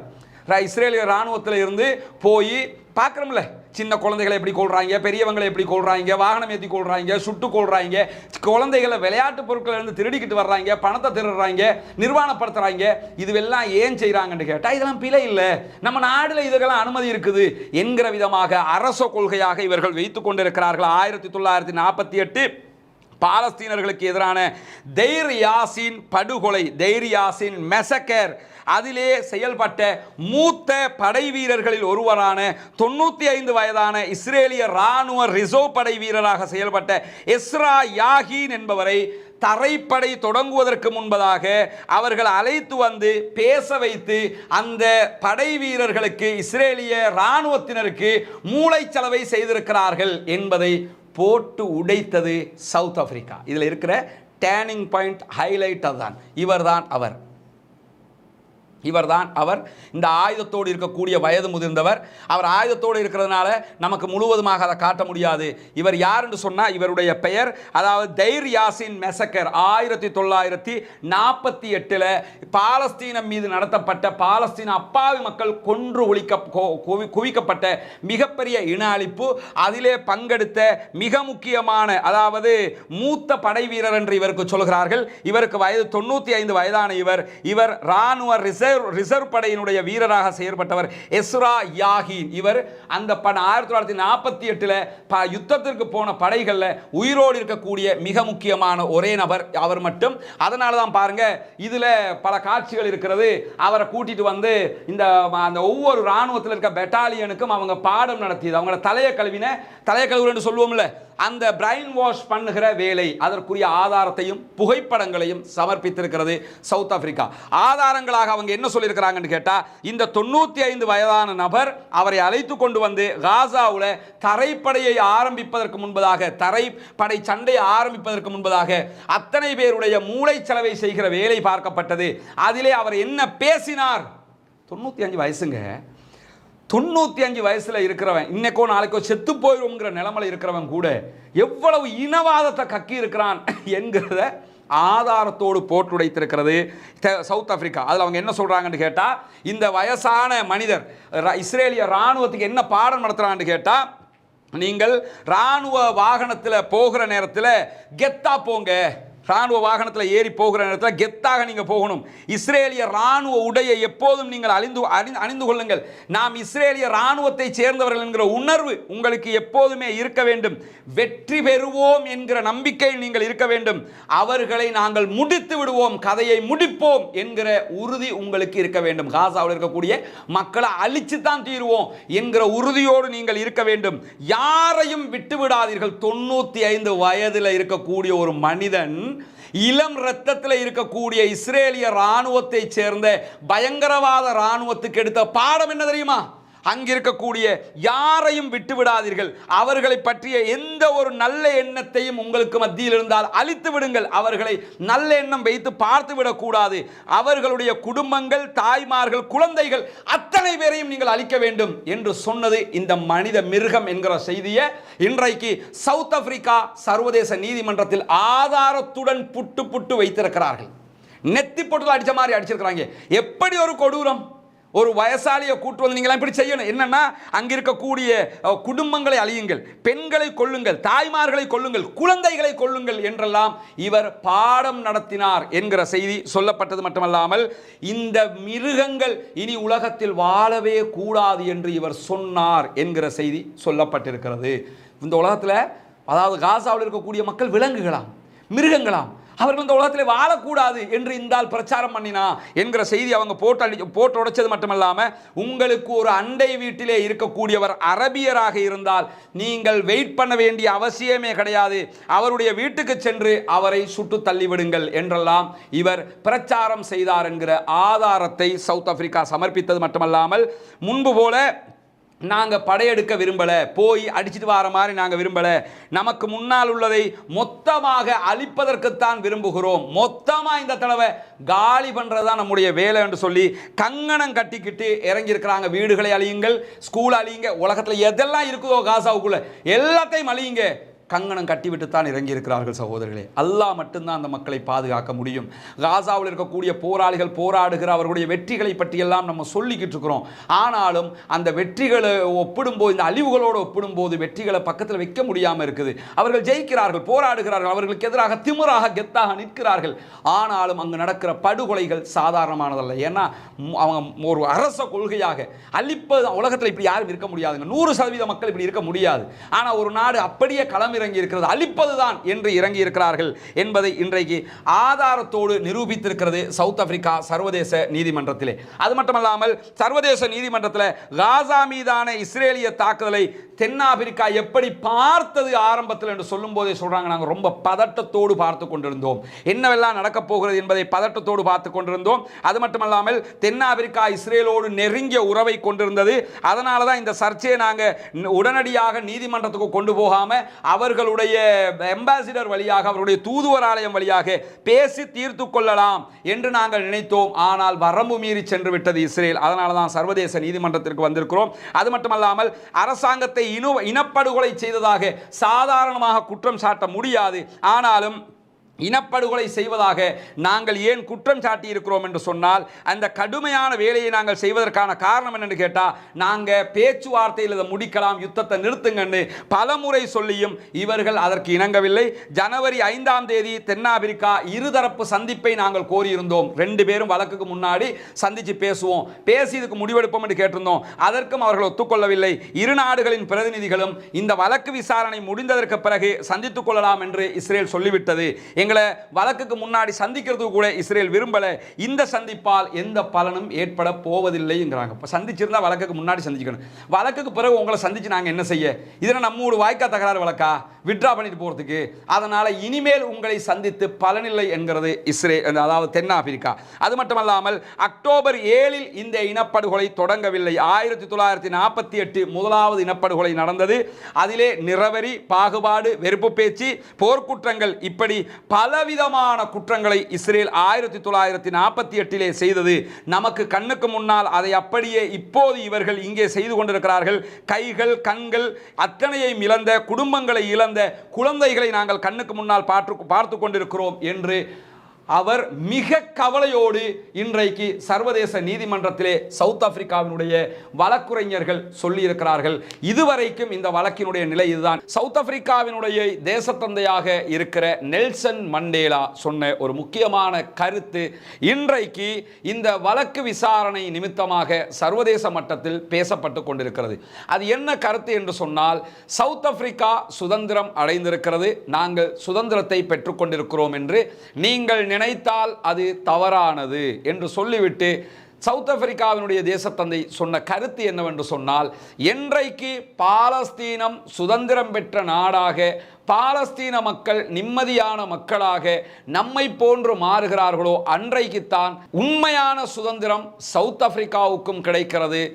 உண்மையான சுதந்திரத்தை அன்றைக்குத்தான் தென்னாப்பிரிக்க மக்களும் அனுபவிக்க முடியும் என்று சொன்னார் நெல்சன் மண்டேலா. அந்த ஒரு கூற்றுத்தான் இன்றைக்கு அவர்களை சர்வதேச நீதிமன்றத்தில் 800 சட்ட வல்லுநர்களுடைய ஆதரவோடு கெத்தாக வந்து நிற்க வைத்திருக்கிறது. 800 சட்ட வல்லுநர்கள், உலக தலைவர்கள், பல நாடுகளின் ஆதரவு என்று அத்தனை பேரையும் இணைத்து கொண்டு சர்வதேச நீதிமன்றத்தில் சாதித்து கொண்டிருக்கிறது சவுத் ஆப்பிரிக்கா.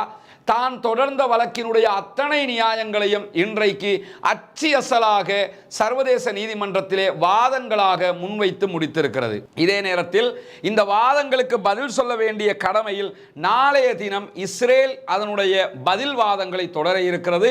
அது தொடர்பான செய்திகளையும் நாம் பின்னர் பார்க்கலாம். இதே நேரத்தில் இன்றைக்கு அவர்கள் என்ன மாதிரியான காரியங்களில் ஈடுபட்டிருக்கிறார்கள் என்பதை பொறுத்து பார்க்கும்போது இன்றைக்கு முழுவதுமாக சவுத் ஆப்பிரிக்கா மக்கள் இதை கொண்டாடி கொண்டிருக்கிறார்கள் என்பது இந்த உலகத்தில் எத்தனை பேருக்கு தெரியும்?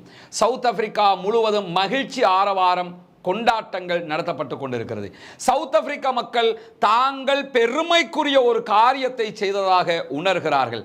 நாங்கள் எங்கள் உறவுகளாக இருக்கிற பாலஸ்தீன மக்களை காப்பாற்றி இருக்கிறோம் என்கிற கௌரவம் தங்களுக்கு கிடைத்திருப்பதாக அவர்கள் பெருமிதம் கொண்டாடி கொண்டிருக்கக்கூடிய நேரத்தில் தான் வெஸ்ட் பேங்க்ல இருக்கக்கூடிய ரமல்லா நகரத்திலே இன்றைக்கு நெல்சன் மண்டேலா சதுக்கத்தில் தென்னாப்பிரிக்காவினுடைய தேசிய கீதம் ஒளிபரப்பப்பட்டு அங்கு இருக்கக்கூடிய மக்கள் தென்னாப்பிரிக்கா செய்த காரியத்தை நன்றியுடன் நினைவு கூறுகிறோம் என்று சொல்லி கொண்டாடி இருக்கிறார்கள் பாலஸ்தீனத்தின் மேற்கு கரையில் இருக்கக்கூடிய மக்களும். இந்த சம்பவங்கள் எல்லாம் இன்றைக்கு நடந்து கொண்டிருக்கக்கூடிய நேரத்தில் தான் இன்றைய வழக்குக்கு பிறகு வழக்கினுடைய கடைசி கட்டங்களில் என்னவெல்லாம் நடந்தது என்று சொல்லி பார்த்தீங்கன்னு சொன்னால், இன்றைய வழக்கில் முக்கியமாக தென்னாப்பிரிக்காவினுடைய நீதி அமைச்சர் சில கருத்துக்களை தெரிவித்திருக்கிறார். என்ன அவர் தெரிவித்த கருத்துக்கள்ல மிக முக்கியமான ஒரு கருத்து என்னன்னு கேட்டா, இந்த வழக்கை நாங்கள் தாக்கல் செய்ததற்குரிய காரணம், முழுமையான காரணம் என்னவென்று சொன்னால், இந்த வழக்கு நாங்கள் தாக்கல் செய்ததன் மூலமாக வழக்கினுடைய முடிவிலே எங்கள் தரப்பு நியாயம் என்று எடுபடுகிற நேரத்தில் தற்காலிக உடனடி யுத்த நிறுத்தம் ஒன்று வர வேண்டும், அதை ஐநாவே தீர்மானமாக நிறைவேற்ற வேண்டி வரும். இப்படியான ஒரு சூழலை உருவாக்குவதுதான் எங்களுடைய நோக்கம் என்பது மட்டுமல்லாமல், நாங்கள் யார் என்பதை வரையறுப்பதற்கு மற்றவர்களுடன் தொடர்பு கொள்வதற்கும் ஒரு வழியாக இது அமைந்திருக்கிறது. எங்களை பொறுத்தவரையில் நாங்கள் மனிதர்கள், அன்பான மனிதர்கள் என்பதை இந்த உலகத்திற்கு சொல்வதற்கான ஒரு வாய்ப்பாகவும் இதனை பயன்படுத்தி இருக்கிறோம் என்று சொல்லிவிட்டு, இது தொடர்பான பல கருத்துக்கள் இன்றைக்கு சர்வதேச ஊடகங்களும் வெளியிட்டுக் கொண்டிருக்கிறது. குறிப்பாக இந்த வழக்கை பொறுத்தவரையில் இதற்கு முன்பதாக எந்த ஒரு நாடும் இப்படி ஒரு வழக்கை சர்வதேச நீதிமன்றத்தில் தாக்கல் செய்தது கிடையாது. குறிப்பாக இந்த வழக்கினால என்ன நடக்கும் என்கிற கேள்வி பலருக்கு இருக்கிறது. அந்த கேள்விக்குரிய பதில் என்னவென்று சொன்னால், இதுபோன்ற சர்வதேச நீதிமன்றங்களில் பல வழக்குகள் தாக்கல் செய்யப்பட்டிருக்கிறது. குறிப்பாக மியன்மரிலே ரோஹிங்யா முஸ்லிம்களை கொன்று குவித்ததற்கு எதிராக மியன்மர் அரசாங்கத்துக்கு எதிரான வழக்கும் சர்வதேச நீதிமன்றத்தில் கடந்த பல ஆண்டுகளாக நிலுவையில் இருக்கிறது, விசாரணையில் இருந்து கொண்டிருக்கிறது. இதே நேரத்தில் ரஷ்யாவுக்கு எதிராக ரஷ்யாவினால் தற்போது யுத்தம் நடத்தப்படுகிற காரணத்தினால் உக்ரைன் அரசாங்கம் சார்பாக சர்வதேச நீதிமன்றத்திலே வழக்கு தொடரப்பட்டது.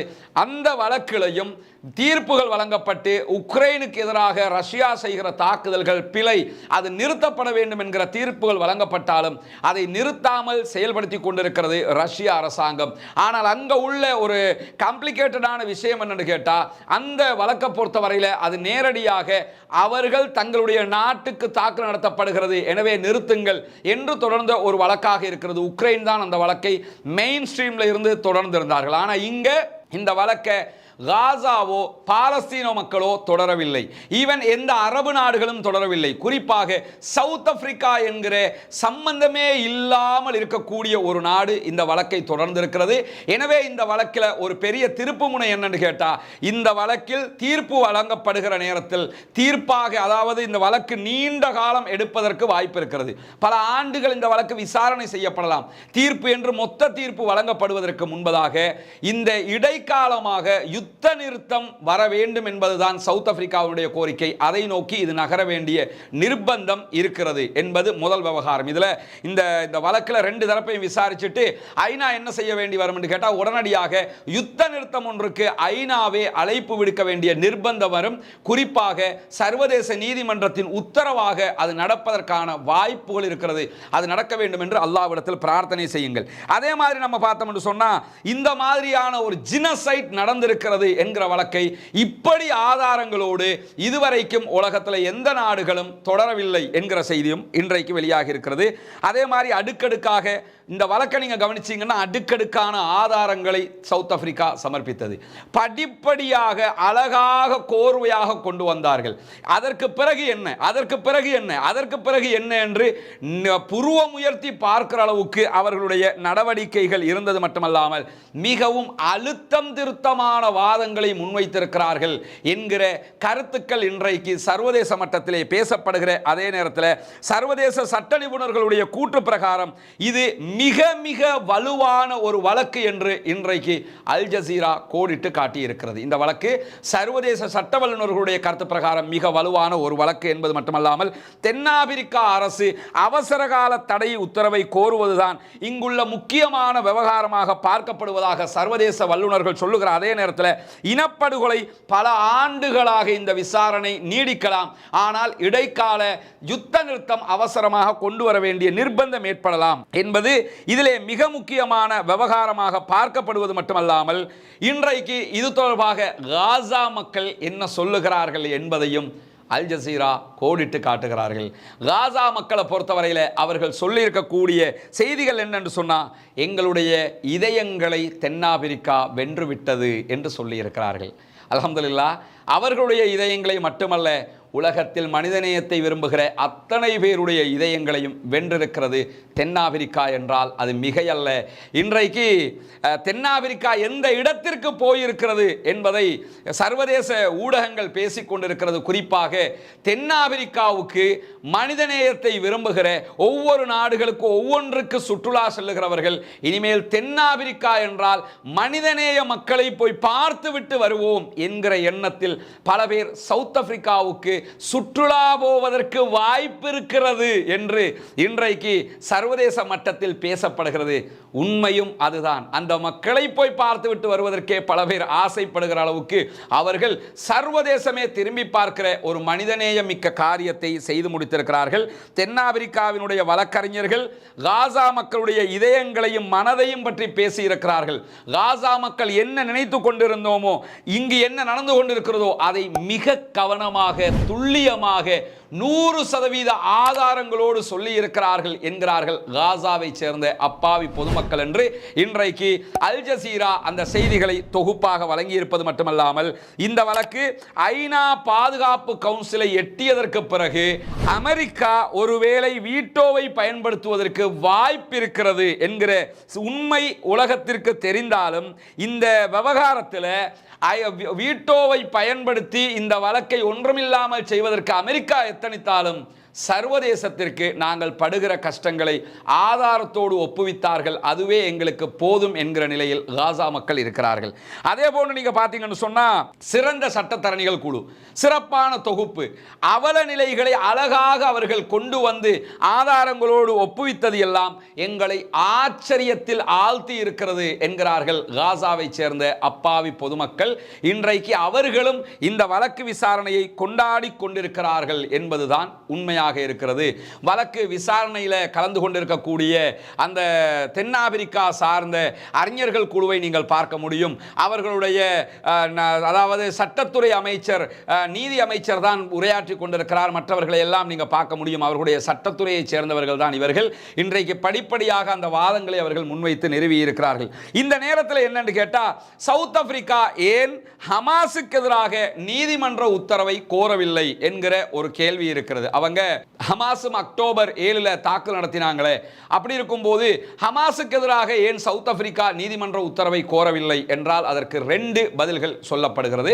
முதலாவது பதில் என்னன்னு கேட்டா, ஹமாஸை பற்றி இன்றைக்கு சவுத் ஆப்பிரிக்காவே அதை நீதிமன்றத்தில் சொல்லியிருந்தது என்னன்னா, அக்டோபர் 7 தாக்குதலை வைத்துக்கொண்டு டிஃபென்ஸுக்காக தற்காப்புக்காக நாங்கள் தாக்குகிறோம் என்கிற பேரில் ஹமாஸின் தலையில் போட்டுக்கொண்டு இந்த தாக்குதல் நடத்துவதை நாங்கள் ஒருபோதும் அங்கீகரிக்க மாட்டோம் என்று ஒற்றை பதிலை தென்னாப்பிரிக்கா மிக தெளிவாக சொல்லி இருக்கிறது. இரண்டாவது என்னன்னு கேட்டா, சர்வதேச நீதிமன்றத்தின் சட்ட விதி பிரகாரம் ஹமாஸுக்கு எதிராக நீதிமன்ற உத்தரவை அவர்களால் மட்டுமல்ல எவர்களாலும் கோர முடியாது என்பதும் சட்ட விதியில் இருப்பதாக இன்றைக்கு சட்ட வல்லுநர்கள் சொல்லுகிறார்கள். ஏன்னு கேட்டா, ஹமாஸ் காசாவினுடைய அரசாங்கம், ஹமாஸ் காசாவை ஆளுகிறவர்கள் தான், ஹமாஸ் கட்டுப்பாட்டில் தான் காசா இருக்கிறது என்று சொன்னாலும் காசாவை ஹமாஸ் ஆண்டாலும் பாலஸ்தீனத்தை மொத்தமாக ஒரு மாநிலம் போன்று கண்ட்ரோல் பண்ணுகிற வேலையை செய்கிறது இஸ்ரேல் என்கிற காரணத்தினால இஸ்ரேலை ஒரு நாடாக அங்கீகரித்திருப்பதைப் போல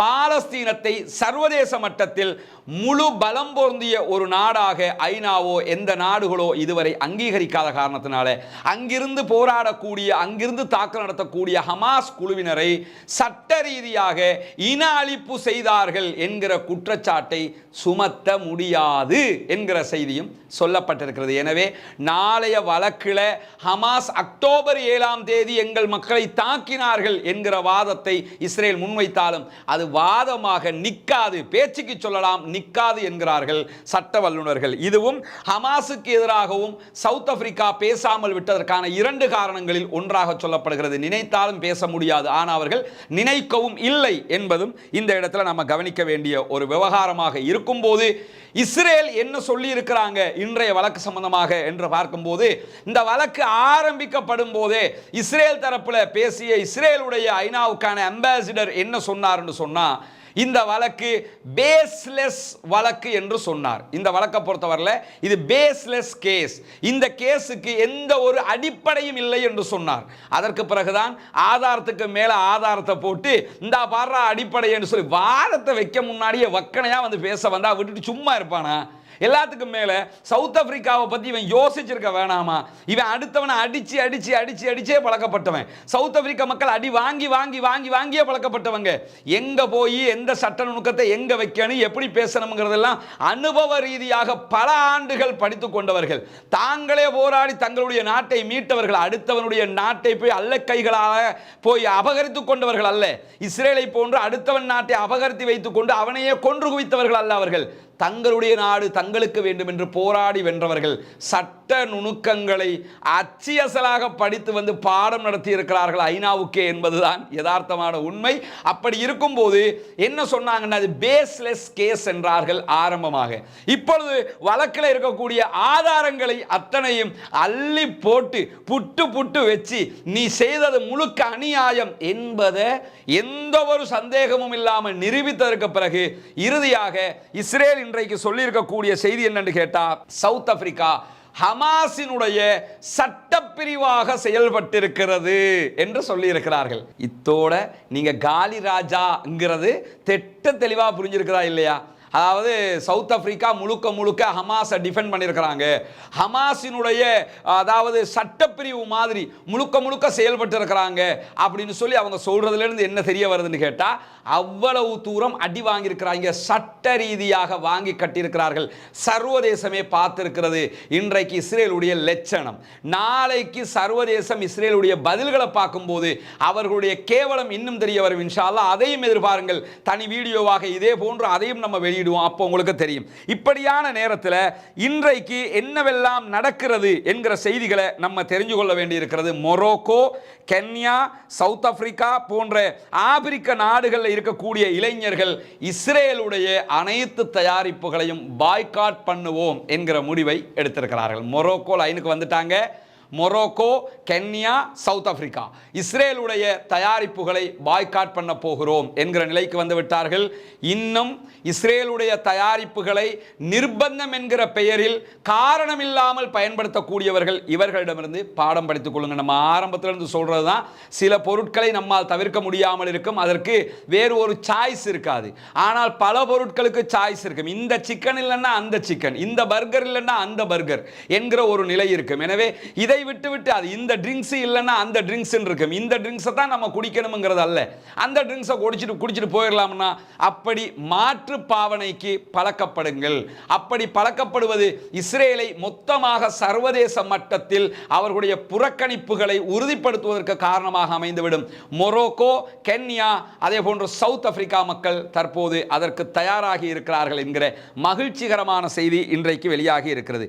அதே மாதிரி பார்த்தீங்கன்னு சொன்னா, இன்றைக்கு நடந்த நீதிமன்ற நிகழ்வுகளில் முக்கியமான சில பாயிண்ட்கள் இருக்குது. என்ன பாயிண்ட்கள் என்று சொன்னா, இஸ்ரேல் இந்த ஹமாஸினுடைய அக்டோபர் 7ஆம் தேதி தாக்குதலை வைத்துக்கொண்டு சாக்கு போக்காக பயன்படுத்தி அப்பாவிகளை கொள்வது இன அழிப்பு என்பதை நிறுவியிருக்கிறது சவுத் ஆப்பிரிக்கா.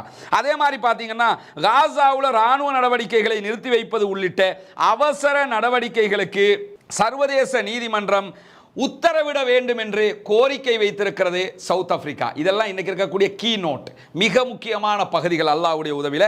அதே மாதிரி 800க்கும் மேற்பட்ட அறிஞர்கள், சர்வதேச நாடுகளுடைய பயிற்சியாளர்கள், சட்டம் மற்றும் படுகொலைகள் தொடர்பான ஆய்வுகளை மேற்கொண்டவர்கள் இஸ்ரேலுக்கு எதிரான இந்த இன அழிப்பு வழக்கை ஆதரித்திருக்கிறார்கள் என்பதையும் இன்றைக்கு சர்வதேச நீதிமன்றத்தில் ஒப்புவித்திருக்கிறது சவுத் ஆப்பிரிக்கா.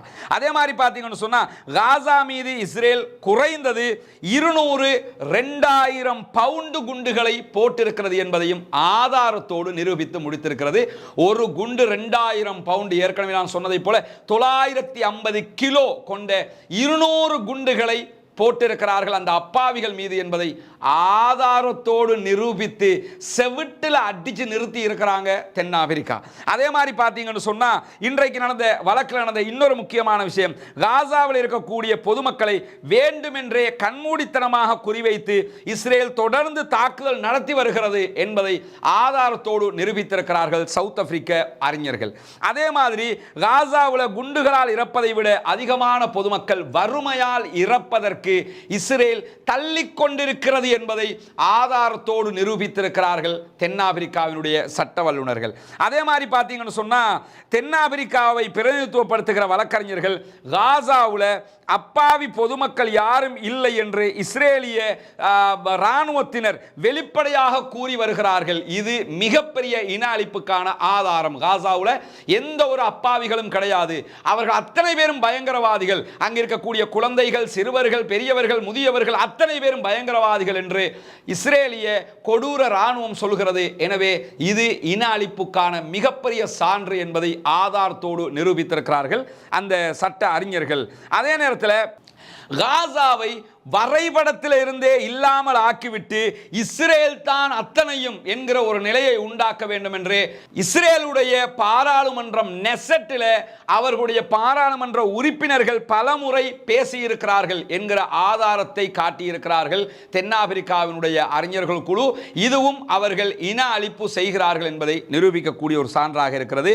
அதே மாதிரி பார்த்தீங்கன்னா இஸ்ரேல் தெரிந்தே காசாவில் இருக்கக்கூடிய பலஸ்தீனர்களுடைய அனைத்து உரிமைகள் அத்தியாவசிய தேவைகளையும் பறித்திருக்கிறது என்பதையும் ஆதாரத்தோடு இன்றைக்கு அவர்கள் நிரூபித்திருக்கிறார்கள். இவ்வளவு காரியங்களையும் இன்றைய வழக்கிலே அவர்கள் செய்திருக்கிறார்கள்.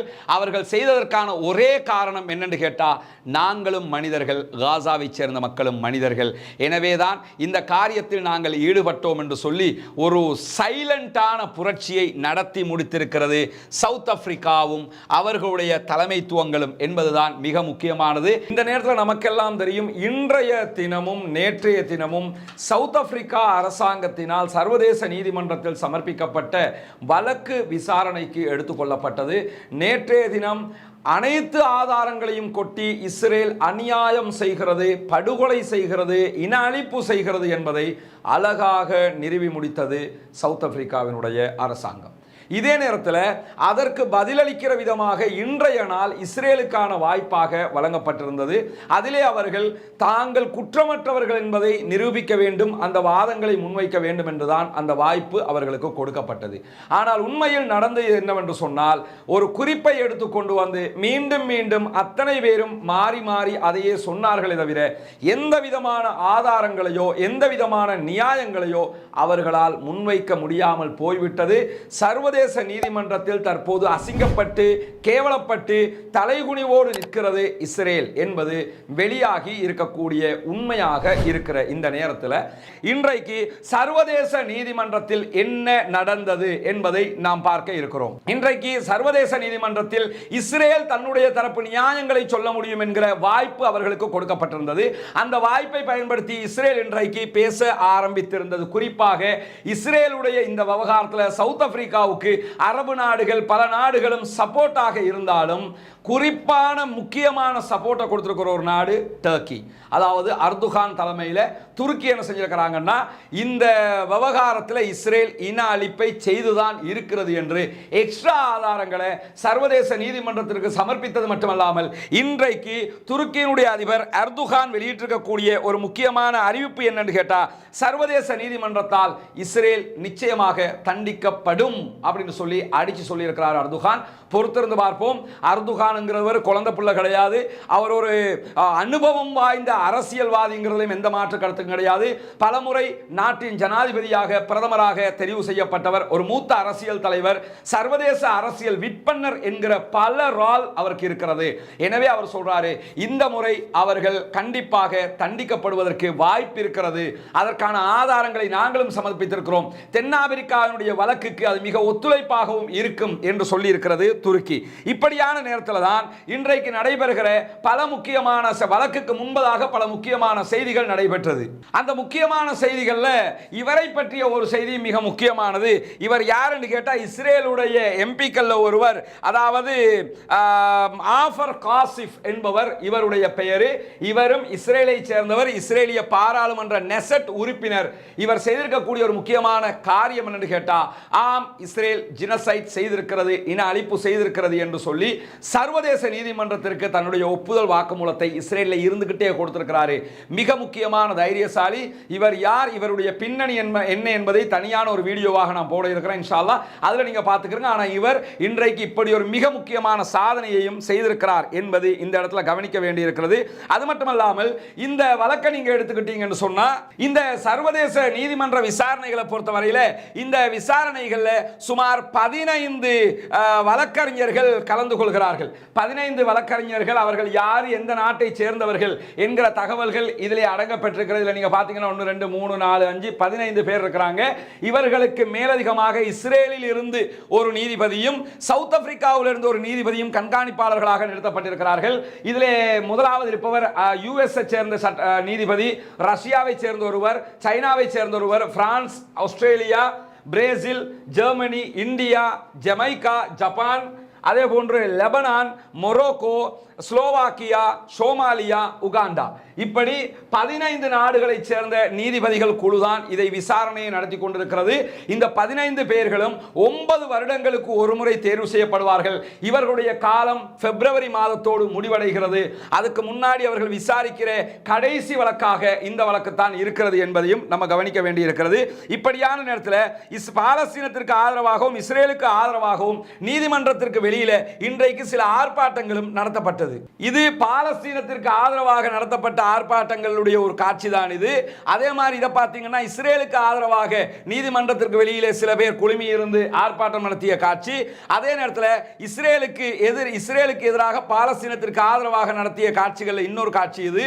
இங்க நீங்க பார்க்கலாம், இஸ்ரேலுக்கு எதிராக பாலஸ்தீனத்திற்கு ஆதரவாக ஸ்டாப் தி ஜினோசைட் என்று சொல்லி சியோனிஸ்டுகளுடைய இந்த மெசக்கர், அதே மாதிரி இன அழிப்பு நிறுத்தப்பட வேண்டும் என்று சொல்லி யூத மதகுருமார்களே பலஸ்தீனுக்கு ஆதரவான கொடிகளோடு இன்றைக்கு சர்வதேச நீதிமன்றத்திற்கு வெளியிலே ஆர்ப்பாட்டத்தில் ஈடுபட்டிருந்த காட்சிகளும் இன்றைக்கு வெளியாகி இருக்கிறது. இப்படியான நேரத்தில் தான் இன்றைக்கு இந்த வழக்கு விசாரணை ஆரம்பிக்கப்பட்டது. ஆரம்பிப்பதற்கு முன்பதாக வழக்கு விசாரணை தொடர்பாக அதாவது மனித உரிமைகள் அமைப்பினுடைய கண்காணிப்பகத்தின் முன்னாள் தலைவர் பேசியிருந்த ஒரு பேச்சு என்னன்னு கேட்டா, தென்னாப்பிரிக்காவின் வாதங்களுக்கு பதிலளிப்பது இஸ்ரேலுக்கு மிக மிக கடினமாக இருக்கும், அவர்கள் சமாளிக்கத்தான் பார்ப்பார்கள் என்று சர்வதேச மனித உரிமை காப்பகத்தினுடைய முன்னாள் தலைவர் சொல்லியிருந்ததற்கு பிறகுதான் இன்றைக்கு இந்த வழக்கு விசாரணைகள் நடைபெற்றது. அதிலும் குறிப்பாக அவர் என்ன சொல்லியிருந்தாருன்னா, அவங்க ஹமாஸ் மேல பழிய போட்டுக்கிட்டு நாங்க தற்காப்பு யுத்தம் மட்டும் தான் சொல்லுவாங்க, இதை சொன்னா நீதிமன்றத்துக்கு வெளியில் இருக்கிற அத்தனை பேரும் சிரிப்பாங்க, அவ்வளவு கேவலமான ஒரு பதிலாக அது இருக்கும் என்று சொல்லி அவரே ஆரம்பமாக சொல்லியிருந்ததற்கு பிறகு இந்த வழக்கு விசாரணைகள் நடைபெற ஆரம்பித்தது. வழக்கு விசாரணைகள்ல இஸ்ரேல் சார்பாக ஆஜரான சட்டத்தரணிகள் பேச ஆரம்பித்தார்கள். இஸ்ரேல் சார்பாக ஆஜராகிய சட்டத்தரணிகளை தான் நீங்க இங்க பாக்குறீங்க. இதில் மிக முக்கியமானவர் இவர் யூகேயில் இருந்து வருகை தந்திருந்த ஒரு முக்கியமான ப்ரொஃபஸரும் கூட, சட்டத்துறை அறிஞரும் கூட. இவங்க தான் இன்றைக்கு கலந்து கொண்டு வாத பிரதிவாதங்களை வைத்தார்கள். அதிலே சர்வதேச நீதிமன்றத்தில் ஆஜரான இஸ்ரேல் சார்பாக ஆஜரான சட்டத்தரணிகள் என்ன சொன்னாங்கன்னா, நாங்கள் குற்றவாளிகள் அல்ல என்றார்கள். அவனுகளை தவிர உலகத்தில் அத்தனை பேரும் இதை கேட்டால் கேவலமாக சிரிப்பாங்க. ஆனால் அவங்க சொன்னாங்க அதை நாங்கள் குற்றவாளிகள் இல்லைன்னு ஆரம்பித்தாங்க. நாங்கள் வந்து தற்காப்பு யுத்தம் தான் செய்கிறோம் அப்படின்னாங்க. மனித உரிமைகள் காப்பகத்தின் தலைவர் சொன்னது சரியா இருக்குதா? நாங்கள் எங்களை தற்காத்துக்கிறதுக்காகத்தான் யுத்தம் பண்ணுறோம். தற்காத்துக்கிறதுக்கு நீங்கள் வந்து யாரோட சண்டை பிடிக்கணும்? சண்டை பிடிக்கிற ஃபைட்டர்ஸோட சண்டை பிடிக்கணும். அப்பாவி மக்களை கொல்றது தற்காப்பு யுத்தமா? அது மட்டும் இல்லாமல் என்ன ஆகுதுன்னு கேட்டால், தென்னாப்பிரிக்கா இஸ்ரேலுக்கு எதிராக இனப்படுகொலை என்ற வார்த்தையை ஆயுதமாக பயன்படுத்துகிறது. அவங்களுக்கு அதை சகிக்க முடியலை. இனப்படுகொலைங்கிற வார்த்தையை சகிக்க முடியாமல் அதை பயன்படுத்தக்கூடாது என்று சொல்லி இன்றைக்கு நீதிமன்றத்தில் எல்லாம் கெஞ்சி கூத்தாடி பார்த்தாங்க. அதெல்லாம் ஒன்றுக்கும் வேலைக்காகலை. அதே மாதிரி நீங்கள் பார்த்தீங்கன்னு சொன்னால், இந்த வழக்கில் வியாழக்கிழமை நடைபெற்ற வழக்கில் அக்டோபர் 7ஆம் தேதி ஹமாஸ் நடத்திய தாக்குதல்களை பற்றி ஏன் தென்னாப்பிரிக்கா பேசவில்லை என்ற ஒரு கேள்வி எழுப்பப்பட்டது.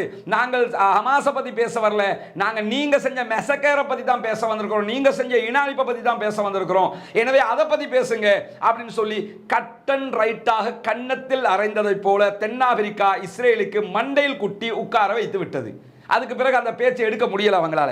அது மட்டும் இல்லாமல் என்ன ஆகுதுன்னு கேட்டா, அக்டோபர் 7ஆம் தேதி ஹமாஸ் உள்ள பூந்து ஆக்களை கைது பண்ணிக்கிட்டு வந்தாங்கல்ல, அந்த வீடியோ பிளே பண்ணி காட்டினாங்க. பாருங்க எப்படி எல்லாம் அநியாயம் பண்ணாங்க தெரியுமா? அந்த அநியாயத்துக்கு எதிராக தான் நாங்கள் செய்கிறோம். இந்த அநியாயம் பண்ணினா என்ன செஞ்சாங்க? உள்ள வந்து ஆக்களை பிடிச்சிக்கிட்டு வந்தாங்க. பிடிச்சிக்கிட்டு வந்தவங்கள பத்திரமா வச்சுக்கிட்டு இருக்கிறாங்க. வச்சுக்கிட்டு உங்கள்கிட்ட பத்திரமா தந்தும் இருக்கிறாங்க. அப்படி இருக்கும்போது இதுக்கு எதிராக தற்காப்பு யுத்தம் என்ற பெயரில் தான் நாங்கள் பண்ணிக்கிட்டு இருக்கிறோம் சொல்லி உலகமே காரி துப்பி கன்னத்தில் அறைகிற மாதிரி கேவலமான ஒரு பதிலை இன்றைக்கு அந்த வீடியோ தாங்க இன்னைக்கு முழுக்க. இன்னைக்கு இந்த வழக்கை நீங்கள் எடுத்துக்கிட்டீங்கன்னா அவங்களுக்கு அந்த வீடியோ மட்டும்தான் வழக்கு. அதையே திரும்ப திரும்ப திரும்ப திரும்ப பிளே பண்ணி இருந்தாங்க. இதைத்தான் காட்டிக்கிட்டு இருந்தாங்க. அதே நேரத்தில் இஸ்ரேலிய வழக்கறிஞர்கள் பேச ஆரம்பிக்கும் போது என்ன செஞ்சாங்கன்னு கேட்டா, அதுல ஒருத்தன் சொல்றான், குறிப்பாக இந்த ஆளு பேசும்போது என்ன சொல்றாருன்னு கேட்டா, சீஸ் ஃபயர் யுத்த நிறுத்தம் கொண்டு வர சொல்லி நீங்க சொல்லிக்கிட்டு இருக்கிறீங்க. இந்த யுத்த நிறுத்தம் கொண்டு வருமாறு அழைப்பு விடுப்பது என்பது மனசாட்சி இல்லாத கோரிக்கை அப்படின்னா. இப்படி ஒரு மனுஷனை உலகத்தில் நீங்க பார்த்திருக்கீங்களா? ஆண்டா, மக்களை கொள்ளாத யுத்த நிறுத்தம் கொண்டு வாங்கிறது மனசாட்சி அற்ற கோரிக்கையா? மனசாட்சி உள்ள யாரும் அப்படி பேச மாட்டாங்களாம் உலகத்தில். இவங்களுக்கு மனசு முதல்ல இருக்குமா? இவங்கள மாதிரி உலகமாக அயோக்கிய பயிர்களை எங்கேயாவது பார்க்க முடியுமா? இவங்க வந்து சர்வதேச நீதிமன்றத்தில் இதை சொல்றாங்க பாருங்களேன். அப்படின்னா என்ன நினைச்சுக்கிட்டு இருக்கிறான்? நம்ம கொஞ்சம் பேர் இந்த தமிழகத்தில் இருக்க ஹெச் ராஜா மட்டும்தான் இப்படி கிறுக்கு பயலா இருப்பான்னு நினைச்சுக்கிட்டு இருந்தோம். பார்த்தா முக்காவாசி பேர் கிறுக்கு பயலா இருக்காங்க. இது மாதிரி லட்சம் பேர் தேடி எடுக்கலாம் போல. கடைஞ்சு எடுக்கணும்ன்ற தேவையில்லை, கடையும் போதே கைக்கும் காலுக்கு மாட்டுறாங்க. அப்படி ஒரு குரூப் இருக்கிறாங்க உலகத்தில். எத்தனை பேரை கொன்று குவித்தாலும் இல்லை அது சரி என்று வாதிடுகிற மனோபக்குவத்தை கொண்ட கேவலமான இழிபிறவிகளாக அவர்கள் இருக்கிறார்கள் என்பதை பார்க்க முடிகிறது. தாங்க முடியல இவங்கள வாதத்தை இன்றைக்கு பார்க்கும்போது. இப்படியுமா இருப்பாங்க? இவ்வளவு கொடூரமானவர்களா என்று யோசிக்க தோணுகிறது. அதே மாதிரி நீங்க பாத்தீங்கன்னா, தென்னாப்பிரிக்காவுக்கு ஹமாஸோடு நெருங்கிய உறவு இருக்கிறது. என்ன இந்த வழக்கை நேத்து பார்க்கும்போது ரொம்ப இன்ட்ரெஸ்ட் ஆயிடுச்சு. என்னன்னா அப்படி ஒரு வழக்கு அது. நான் சொன்னேன், ஆங்கிலம் தெரிந்தவங்க போய் பாருங்க. அவங்களுக்கு அந்த முழு ஆங்கிலத்தோட நீங்க பார்க்கும்போது அந்த இன்ட்ரெஸ்ட் இன்னும் கொஞ்சம் கூடும். அது எப்படின்னா அடுத்து என்ன அப்படி புட்டு வச்சாங்க சவுத் ஆப்பிரிக்கா. அப்படி ஒரு இன்ட்ரெஸ்ட். இன்னைக்கு இந்த வழக்கை பார்க்கும்போது எப்படி தோணும் தெரியுமா? அந்த பழைய காலத்தில் மாமியார் மருமகள் சண்டை போகும்ல, பார்த்துக்கிட்டு வீட்டுக்குள்ள மகங்காரம் வரும்போது அம்மா அப்படி முகத்தை தூக்கி பிடிச்சிக்கிட்டே இருப்பா. வந்து முடிய மகனே உன் முண்டாட்டி எப்படி தெரியுமாடா சொல்லி ஆரம்பிப்பால. அது மாதிரி, அல்லது உள்ள வந்ததோட மாப்பிள்ளை கிட்ட போய் புருஷங்காரங்கிட்ட போய் உங்க அம்மா எப்படி தெரியுமான்னு இவ ஆரம்பிப்பால. அது மாதிரி இவங்களுடைய வழக்கு இருந்தது. மாமியார் மருமகள் சண்டை மாதிரி. எந்த ஒரு பேஸ்லெஸ்ஸும் இல்லாத யூஸ்லெஸ் ஃபெலோஸ், அவ்வளவுதான் சொல்லு. இந்த வழக்கில் எந்த ஒரு பேஸ்லெஸ்ஸும் அவங்க கொண்டு வந்து காட்டல. ஒன்றுக்கு உதவாம பேசிக்கிட்டு இருந்தாங்க.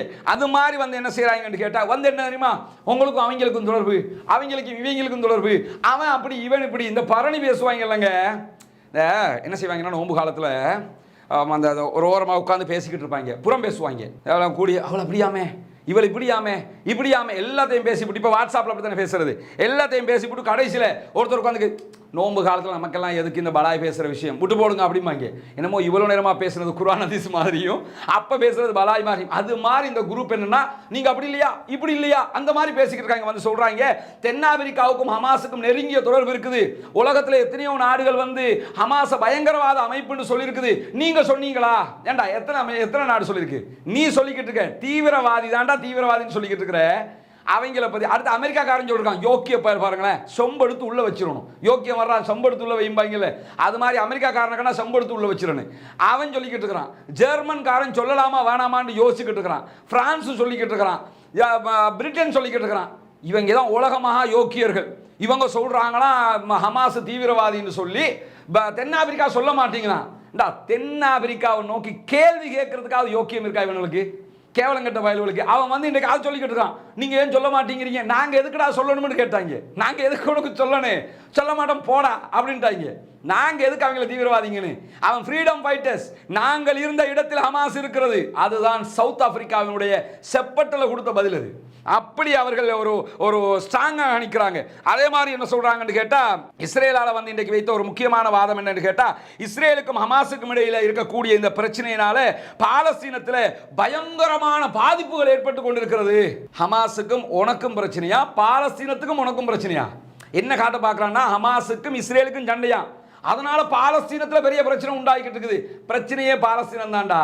அதை வந்து நீங்க பிடிச்சிக்கிட்டு இருக்கிறது என்னன்னா, இவையில சட்டம் படிச்சாங்களா? மாடு மேய்க்க வேண்டிய குரூப் வந்து சட்டம் பேசுகிற மாதிரி யோசனையா இருந்ததுங்க. நேற்று அவ்வளோ அழகா வச்சாங்க, அதுக்கு எந்த வாதமும் கிடையாது.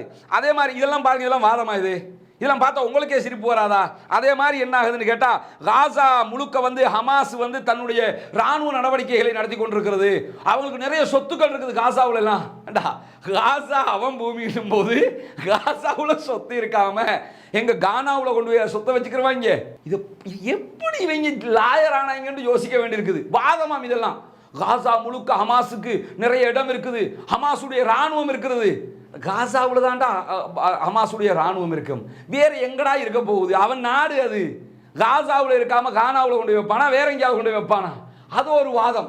என்னன்னா, நாங்க இனாளிப்பு செய்யல. ஏன் இனாளிப்பு செய்யலன்னு சொல்றோம் தெரியுமா?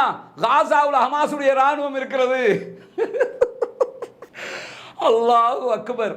நான் அந்த உண்மையில் என்னன்னா, தென்னாப்பிரிக்காவினுடைய வாதத்தை பார்க்கும்போது உச்சகட்ட வாதமாக இருந்தாலும் ஏதாவது கொஞ்சம் படித்தவங்க இருக்க மாட்டாங்களா இந்த மாதிரி யோசிச்சிருந்தேன். ஆனால் இப்படி படித்தவங்க இருப்பாங்கன்னு நான் யோசிக்கலை. என்ன கேள்வி கேட்டால் என்ன பதில் சொல்கிறான்னு பாருங்களேன்.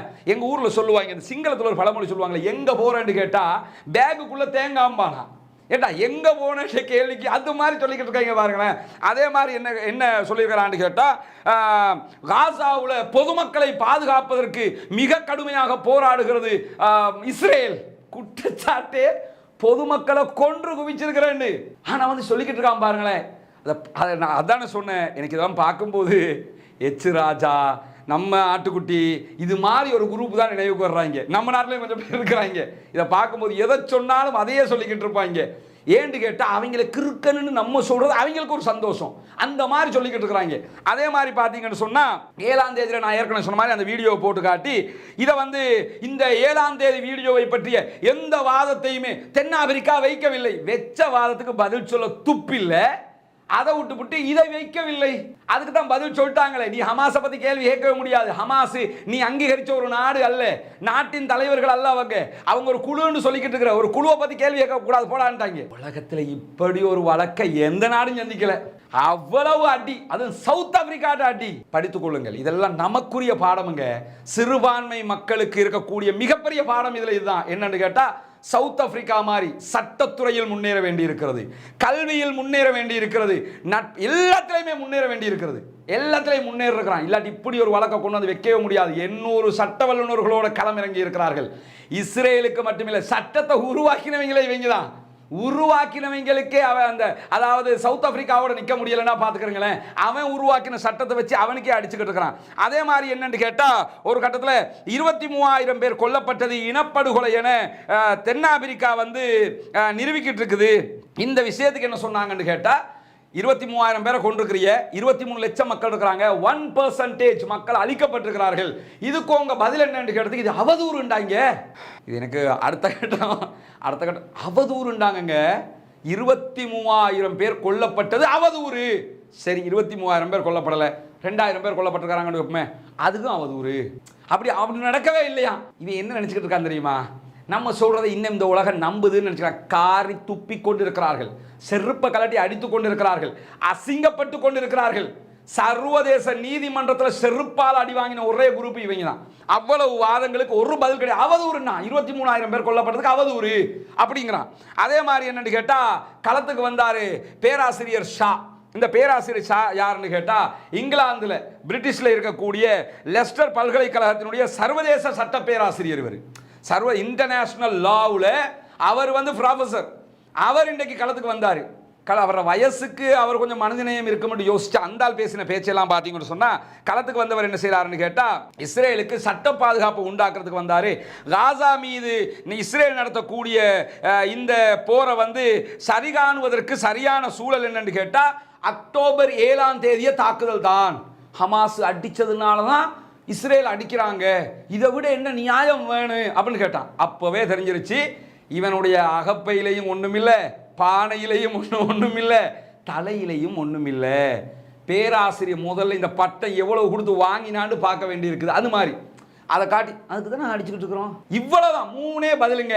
அவதூறு அப்படின்றோம். அதாவது சொன்னா அவதூறு. ரெண்டாவது என்ன சொல்லுவான்னு கேட்டா இந்த இப்ப சொன்னாங்கல்ல அக்டோபர் 7ஆம் தேதி அப்படின்றான். அதுக்கு அடுத்து ஏதாவது சொன்னா இது சட்ட வரைமுறைக்குள்ள வராது, ஹமாஸை பத்தி நீங்க ஏன் கேட்கலாமா? இந்த 3 மட்டும் தான் சொல்லிக்கிட்டு இருந்தாங்க. அதே மாதிரி பார்த்தீங்கன்னு சொன்னா இந்த ஷா இவர் தான் அவங்களுடைய மெயின். அதாவது கிரிக்கெட்ல தோனி இறங்கின மாதிரி நினைச்சுக்கிறீங்களேன். இறக்கி விட்டோம்டா ஷாவை, இன்னைக்கு என்ன செய்ய போறாரு பாருங்கடான்டாங்க. ஷாவுடைய தலையை சுத்தி அப்படியே செவர்ல அடிச்ச மாதிரி அடிச்சாங்க சவுத் ஆப்பிரிக்கா. என்ன அடிக்கிறான்னு கேட்டா அதில் ஒரு கட்டத்தில் சொல்றாரு, ஹமாஸுடைய தாக்குதல்கள் சர்வதேச சட்டத்தை மீறுகிற உரிமை, அதாவது ஹமாஸுடைய தாக்குதல்கள் காரணமாக சர்வதேச சட்டத்தை மீறும் உரிமையை இஸ்ரேலுக்கு கொடுக்கவில்லை தான். நாங்கள் சர்வதேச சட்டத்தை மீற முடியாதான், இருந்தாலும் மனிதாபிமான சட்டத்திற்கு ஏற்ப நாங்கள் இதெல்லாம் செஞ்சுக்கிட்டு இருக்கிறோம். குற்றச்சாட்டு என்னன்னா நீ இன்டர்நேஷனல் லாவை மீறி இருக்கிற, சர்வதேச சட்டப்படி இதெல்லாம் செய்யக்கூடாது, அதை மீறி இருக்கிற, அதனால தான் இன அழிப்புங்கிறது குற்றச்சாட்டு. இதை எப்படி நிறுவனம்? ஒரு சட்ட வல்லுநர் இல்லை, இந்த வாதப்படி நாங்கள் சர்வதேச சட்டத்தை மீறவில்லை அப்படித்தான் நிறுவனம். இந்த ஆள் அவனுக்கே தெரியாம சேம் சைட் கோல் போட்டுக்கிட்டு இருக்கிறான். என்ன சொல்றான்னு கேட்டா சர்வதேச விதியை நீங்க எடுத்து பார்த்தீங்கன்னா அதுல விதி மீறி இருக்குதான், அது ஓகே தான். ஆனா யதார்த்தம் பாருங்களேன், மனிதாபிமானம் பாருங்க. மனிதாபிமானத்தை பத்தி நீ எல்லாம் பேசலாமா? மனிதாபிமான ரீதியாக அவங்க நடத்துகிற தாக்குதல் சரிதான். யாருக்கு? 23,000 பேரை கொண்டது மனிதாபிமானம் அப்படிங்கிறான். இதை பார்க்குறேன் சிரிக்க மாட்டானா? காரி துப்ப மாட்டானா? நீ எல்லாம் ப்ரொஃபஸரான்னு கேட்க மாட்டானா? இந்த மாதிரி வாதங்களை வச்சாங்க. இதெல்லாம் ஒன்று நினச்சிக்கிறங்க, சைக்காலஜிக்கலாக இதை பார்க்கும்போது நமக்கு என்னடா இப்படி இருக்காங்க, இந்த ஹிஜ்ராஜ மாதிரியாக்கெல்லாம் கத்துறாங்க இல்லைங்க, அதை பார்க்கும்போது அப்படி யோசிப்பியல்ல. இங்கே நம்ம ஊர்லேயே இப்படி கொஞ்சம் பேர் இருக்காங்க, என்னடா திரும்ப திரும்ப அதையே சொல்லிக்கிட்டு இருக்காங்களடா, இவ்வளோ காமெடித்தனமாக இருக்கிறாங்களடா, இவ்வளோ கொஞ்சம் கூட இவங்களுக்கு மூளை இல்லையாடா, இந்த மாதிரி நம்ம யோசிப்போம். ஆனால் அவங்க என்ன நினைப்பாங்கன்னு கேட்டால் அதை பெருமையாக நினச்சிக்கிடுவாங்க. லூசுத்தனத்தையே பெருமையாக நினைச்சாங்கன்னா அதை நமக்கு ஒன்றுமே செய்ய முடியாது. அந்த நோய்க்கு உலகத்தில் மருந்து கிடையாது, அதுக்கு கண்டுபிடிக்க இல்லை இது வரைக்கும். புரியா? அப்படி ஒரு நோய் அது, அந்த நோய் தான் இவங்களுக்கு வந்திருக்குது. அப்போ என்ன செய்யறான்னு கேட்டால் தென்னாப்பிரிக்கா இந்த விஷயத்தில் தொடர்ந்து இஸ்ரேலோட தகராறு பண்ணிக்கிட்டு இருக்குது, சண்டை பிடிச்சிக்கிட்டு இருக்குது. நாங்கள் அப்படிப்பட்டவங்க இல்லை, சண்டை பிடிக்கிற அளவுக்கு உள்ளாக்கள் இல்லை நாங்கள் அப்படிங்கிறாங்க. அதே மாதிரி என்ன செய்கிறாங்கன்னு கேட்டால் இந்த இனப்படுகொலை நோக்கத்திற்கு எந்த ஆதாரமும் இல்லை என்று இஸ்ரேல் இன்றைக்கு சொல்லிச்சு. எங்களை இனப்படுகொலை செஞ்சதா சொல்றீங்க, இதுக்கு ஏதாவது ஆதாரம் இருக்குதா? நேற்று காட்டினது பூரா என்ன பிரியாணியா?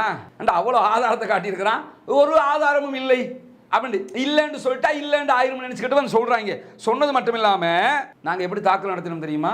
சும்மாவா தாக்கல் நடத்தினோம்? குர்ஆன் வசனத்தை காட்டித்தானே தாக்கல் நடத்தினோம்டாங்க. இப்படி ஒரு சம்பவமும் இன்றைக்கு நடந்தது. குர்ஆனுடைய வசனத்தை நாங்க தாக்கல் நடத்த முன்னாடி நாங்க தாக்கல் நடத்துவதற்கு நியாயம் குர்ஆன்ல இருந்து காட்டி இருக்கிறோம். நான் கான் யூனுஸ் முழுவதும் நாங்க நோட்டீஸ் போட்டுக்கிறோம். நோட்டீஸ் போட்டாங்க, ஒரு நோட்டீஸ் போட்டாங்க. அதுல ஒரு குர்ஆன் வசனம், என்ன வசனத்தை போடுறாங்கன்னா திருமறை குர்ஆனுடைய 29வது அத்தியாயம் 14வது வசனம். அந்த வசனம் என்னன்னா அல்லாஹ் தஆலா நூஹ் நபியை அவர்களுடைய சமூகத்திற்கு அனுப்பியதை பற்றி பேசுகிற வசனம். ஏன்னா தேடி பார்த்துருக்காங்க, தூஃபானுல் அக்ஸான்னு போட்டுக்கிறாங்க. தூஃபான்டா வெள்ளம், அக்ஸா வெள்ளம். இந்த சண்டைக்கு ஹமாஸ் வச்சிருக்கிற பேர் என்னன்னு கேட்டா அக்ஸா வெள்ளம், ஆபரேஷன் அல் அக்ஸான்னு தானே சொல்றாங்க. தூஃபான் அக்ஸான்னு வச்சிருக்கிறாங்க. இப்போ தேடி பார்த்துருப்பாங்க குர்ஆன்ல எங்கேயாவது தூஃபான் இருக்குதா? ஆமாம், தேடி பார்த்தாச்சு, தூஃபான் இருக்குது. எடுத்து பார்த்தா என்ன தூஃபான் இருக்குது? வெள்ளம். எப்போ வெள்ளம் வந்துச்சு? நூஹ் நபி காலத்தில் வெள்ளம் வந்துச்சு. உடனே அந்த வசனத்தை எடு.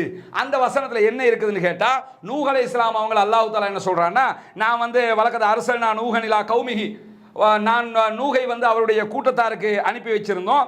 அவர் என்ன செஞ்சாருன்னா 950 ஆண்டுகள் அவர் வந்து பூமியில வாழ்ந்தார். அதாவது 1000 ஆண்டுகளுக்கு 50 ஆண்டுகள் குறைவாக வாழ்ந்தார். 950 ஆண்டுகள் அவர்களோடு வாழ்ந்தார் அவரு என்று சொல்லிட்டு அல்லாஹ் என்ன சொல்றான்னு கேட்டா, அவர்கள் அநீதி இழைத்த நிலையில அவர்களை பெருவெள்ளம் பீடித்து கொண்டது. அல்லாஹ் தஆலா குர்ஆன்ல என்ன சொல்றான்னு கேட்டா, அதாவது அவர்கள் அநியாயம் இழைத்துக் கொண்டிருந்த நிலையில் அவர்களிடத்தில் வெள்ளம் ஏற்பட்டது, வெள்ளம் அவர்களை பிடித்துக் கொண்டது என்று சொல்லி ஒரு குர்ஆன் வசனம். இது குர்ஆன்ல இருக்கிறது உண்மை. அல்லாஹ் என்ன சொல்றான், 950 வருஷம் வந்து நூஹ் பிரச்சாரம் பண்ணாரு, அவர் உங்களுக்கிட்ட மத்தியிலே வாழ்ந்தாரு, தன்னை நபின்னு சொன்னாரு, நீங்க யாருமே ஏத்துக்கறல, அதனால அல்லாஹ் என்ன செஞ்சான்னு கேட்டா வெள்ளத்தை அனுப்பி உங்களை எல்லாம் அழிச்சான். இந்த வெள்ளம் என்ன வெள்ளம்? ரியாலிட்டி வெள்ளம், தண்ணி வெள்ளம் இருக்குதுலங்க, அந்த வெள்ளம். இப்ப நடக்கிற தூஃபான் அக்ஸாங்கிற ஹமாஸ் பேர் வச்சிருக்கிற வெள்ளம் தண்ணியால சண்டை நடந்துகிட்டு இருக்குது. தண்ணியால சண்டை நடக்குதா, குண்டால சண்டை நடக்குதா? நான் சொன்னேன்ல, இவங்க வந்து கலப்பில்லாத லூசுகள், கலப்பில்லாத பைத்தியங்கள். அதனை அப்படிப்பட்ட ஒரு பைத்தியத்தால மட்டும் தான் இப்படி பேச முடியும். அந்த நோட்டீஸ்ல இந்த வசனத்தை போடுறாங்க என்னன்னு கேட்டா, நாங்க நூஹ் அனுப்பினோம், 950 வருஷங்கள் அவர் பிரச்சாரம் பண்ணாரு, இப்படி எல்லாம் நடந்துச்சுன்னு சொல்லி போட்டு இந்த வசனத்தின் அடிப்படையில் நாங்கள் அந்த குர்ஆன் வசனத்தை போட்டு தான் தாக்குறோம். ஏன்னா நீங்க இந்த வெள்ளத்தை நம்பினீங்கல்ல, அக்ஸா வெள்ளம், அந்த அக்ஸா வெள்ளம் உங்களை அழித்து கொண்டிருக்கிறது அப்படின்னு இவங்க சொன்னாங்களா. இதை எங்க வந்து சொல்றான் தெரியுமா உங்களுக்கு? தெருவுல நின்று சொல்லல, 4 பேர் பேசிக்கிட்டு இருக்கும்போது சொல்லல, சர்வதேச நீதிமன்றம், நீ சொல்றதுக்கு ஒரு இடமே கிடையாது. ஐநாவுடைய சர்வதேச நீதிமன்றத்தில் இந்த கலப்பில்லாத லூசுத்தனமான வேலையை வந்து சொன்னாண்டா பாருங்க. இந்த வசனத்துக்கும் அதுக்கு ஏதாவது சம்பந்தம் இருக்குதா? வந்து இதை சொல்லிட்டு இது இந்த அடிப்படையில் தான் நாங்கள் செஞ்சோண்டாங்க. அதே மாதிரி என்னன்னு கேட்டா, இந்த இஸ்ரேலிய படைகள், அதுக்கு பிறகு ஒரு பிட்டு, இஸ்ரேலிய படைகள் அதாவது யுத்தத்தில் விதிமீறல்களை செய்திருந்தால் நாங்கள் எங்களுடைய உள்நாட்டுக்குள் அவர்களை தண்டிப்போம். எப்படி தண்டிப்பீங்க? அந்த 95 வயசு கிழவனத்தனை கொண்டு வந்து அலி, வெட்டு, குத்து, இல்லாமலாக்கு, குழந்தையா இருந்தாலும் கொல்லு, இப்படி சொன்னீங்களே, அப்படித்தான் தண்டிப்பீங்களா? நீங்களாவது தண்டிக்கிறதா இருந்தால் நீங்க அத்தனை பேரையுமே தண்டிக்கணும். நடக்குமா இது? அது என்னடா, இந்த விசாரணையிலிருந்து தப்புறதுக்கு நாங்க உள்ளக பொறிமுறை ஒன்றை அமைப்போம், உள்ளுக்குள்ள ஒரு விசாரணையை நடத்துவோம். உலகத்து நாட்டில் எத்தனை நாட்டில், நம்ம நாட்டிலையும் இந்த கதை நடந்துச்சு, உலக பல நாடுகள் இப்படி நடக்கு. அதை கொண்டு வந்து போட பார்த்தாங்க, அதெல்லாம் சரிப்பட்டு வராது, இடத்த காலி பண்ணிட்டாங்க. அதே மாதிரி என்ன ஆகுதுன்னு கேட்டால், இஸ்ரேலிய அதாவது இஸ்ரேலுடைய இந்த முடிவெடுக்கிறவங்க, இந்த யுத்தம் சம்பந்தமாக முடிவெடுக்கிறவங்க எப்படியாவது சட்டத்தை காப்பாற்ற முயற்சி பண்ணாங்க. எப்படி நேற்று விட்டா போட்டு வச்சானே தென்னாப்பிரிக்கா, அணுகுண்டு போடுவோம் என்று சொன்னது சட்டத்தை பாதுகாக்கிறதாம், குழந்தைகளை கொண்டு குவிங்க என்று சொன்னது சட்டத்தை பாதுகாக்கிறதாம். பதில் இல்லைன்றதுக்கு இப்படி எல்லாமா கம்பி கட்டுற கதை பேசுவாங்க என்று யோசிக்கிற அளவுக்கு இவர்களுடைய நிலை இருந்தது. அதே மாதிரி பார்த்தீங்கன்னு சொன்னா, இஸ்ரேலிய பாராளுமன்ற உறுப்பினர்கள், இஸ்ரேலுடைய இனவாத தலைவர்கள், வார் கேபினெட்டுடைய அமைச்சர்கள், இஸ்ரேலில் இருக்கக்கூடிய ஊடகவியலாளர்கள், இவங்க எல்லாம் இந்த இனவாதமாக பேசினாங்களே என்கிற வாதம் வைக்கப்பட்டது தென்னாப்பிரிக்காவால. நோ கமெண்ட்ஸ், எந்த பதிலும் இல்லை. யார்கிட்ட? இஸ்ரேல்கிட்ட. மிலிட்ரி வாரில் தோல்வி, மீடியா வாரில் தோல்வி, யதார்த்தத்தில் தோல்வி.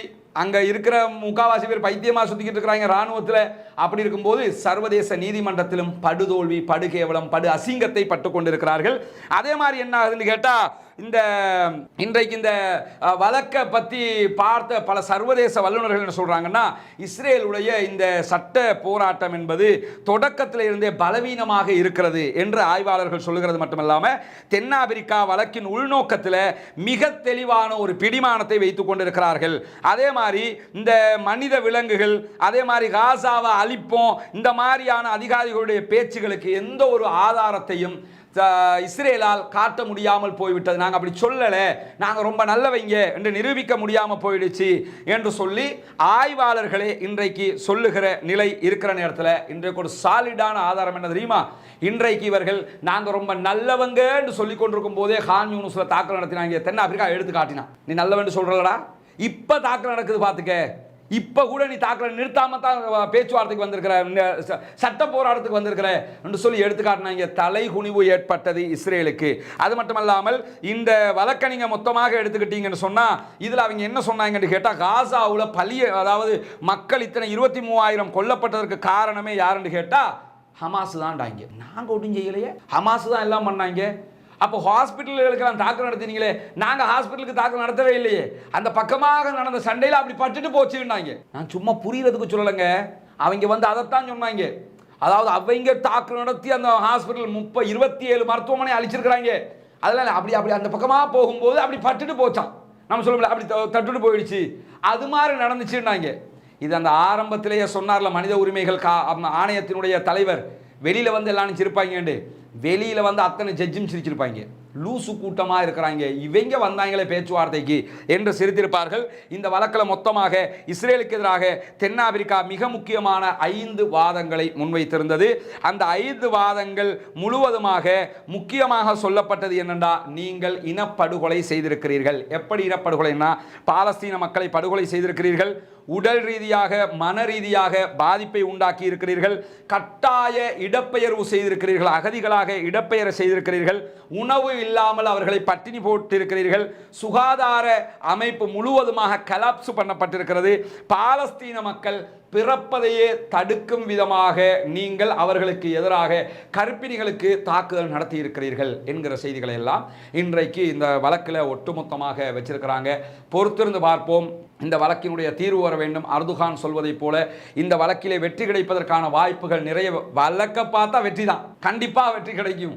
இவங்க யுத்தத்தை நிறுத்தணும், இவங்க இன அழிப்பு செய்திருக்கிறாங்கிறத சவுத் ஆப்பிரிக்கா நியாயமாக நீதியாக ஆதாரங்களோடு நிரூபித்திருக்கிறது. பொறுத்திருந்து பார்ப்போம் என்ன நடக்கிறது என்பதை. எதிர்வருகிற ஞாயிற்றுக்கிழமை முதல், ஞாயிற்றுக்கிழமை இந்த தாக்குதல்கள் ஆரம்பிக்கப்பட்டு 100 நாள்கள் பூர்த்தியாகிற காரணத்தினால் அத்தனை பேரும் இணைய வழி போராட்டத்தில் இணைந்து கொள்ளுங்கள். உங்களால் முடிந்த அத்தனை பேருக்கு முடியுமான ஒரு போராட்டம் இது. உங்க வீட்டில் இருக்கிற ஒரு பிரிசல் போர்டு, உங்க வீட்டில் இருக்கிற ஒரு வெள்ளை பேப்பர்ல ஸ்டாப் ஜினசைட் என்று சொல்லி எழுதி அதை போட்டோ எடுத்து உங்களுடைய சமூக வலைப்பக்கத்திலேயே நீங்கள் அதை பரப்புங்கள். சர்வதேசம் முழுவதும் இது பரப்பப்பட வேண்டும். இப்படி ஒரு கோரிக்கை வலுவாக எழுகிறது என்பதை மற்ற பல நாடுகளில் செய்து கொண்டிருக்கிறாங்க. நாமும் செய்ய வேண்டும். ஞாயிற்றுக்கிழமை முதல் இது ஆரம்பிக்கப்படுகிற காரணத்தினால் அதற்கும் ஒத்துழைப்பு தாருங்கள். பார்த்தீங்களா ஃப்ரெண்ட்ஸ், இதுதான் உண்மையிலே நடந்தது. ஓகே ஃப்ரெண்ட்ஸ், நம்ம அடுத்த ஒரு வீடியோவில் உங்களை காணும் வரை உங்களிடம் இருந்து விடைபெற்றுக் கொள்வது உங்கள் SJ.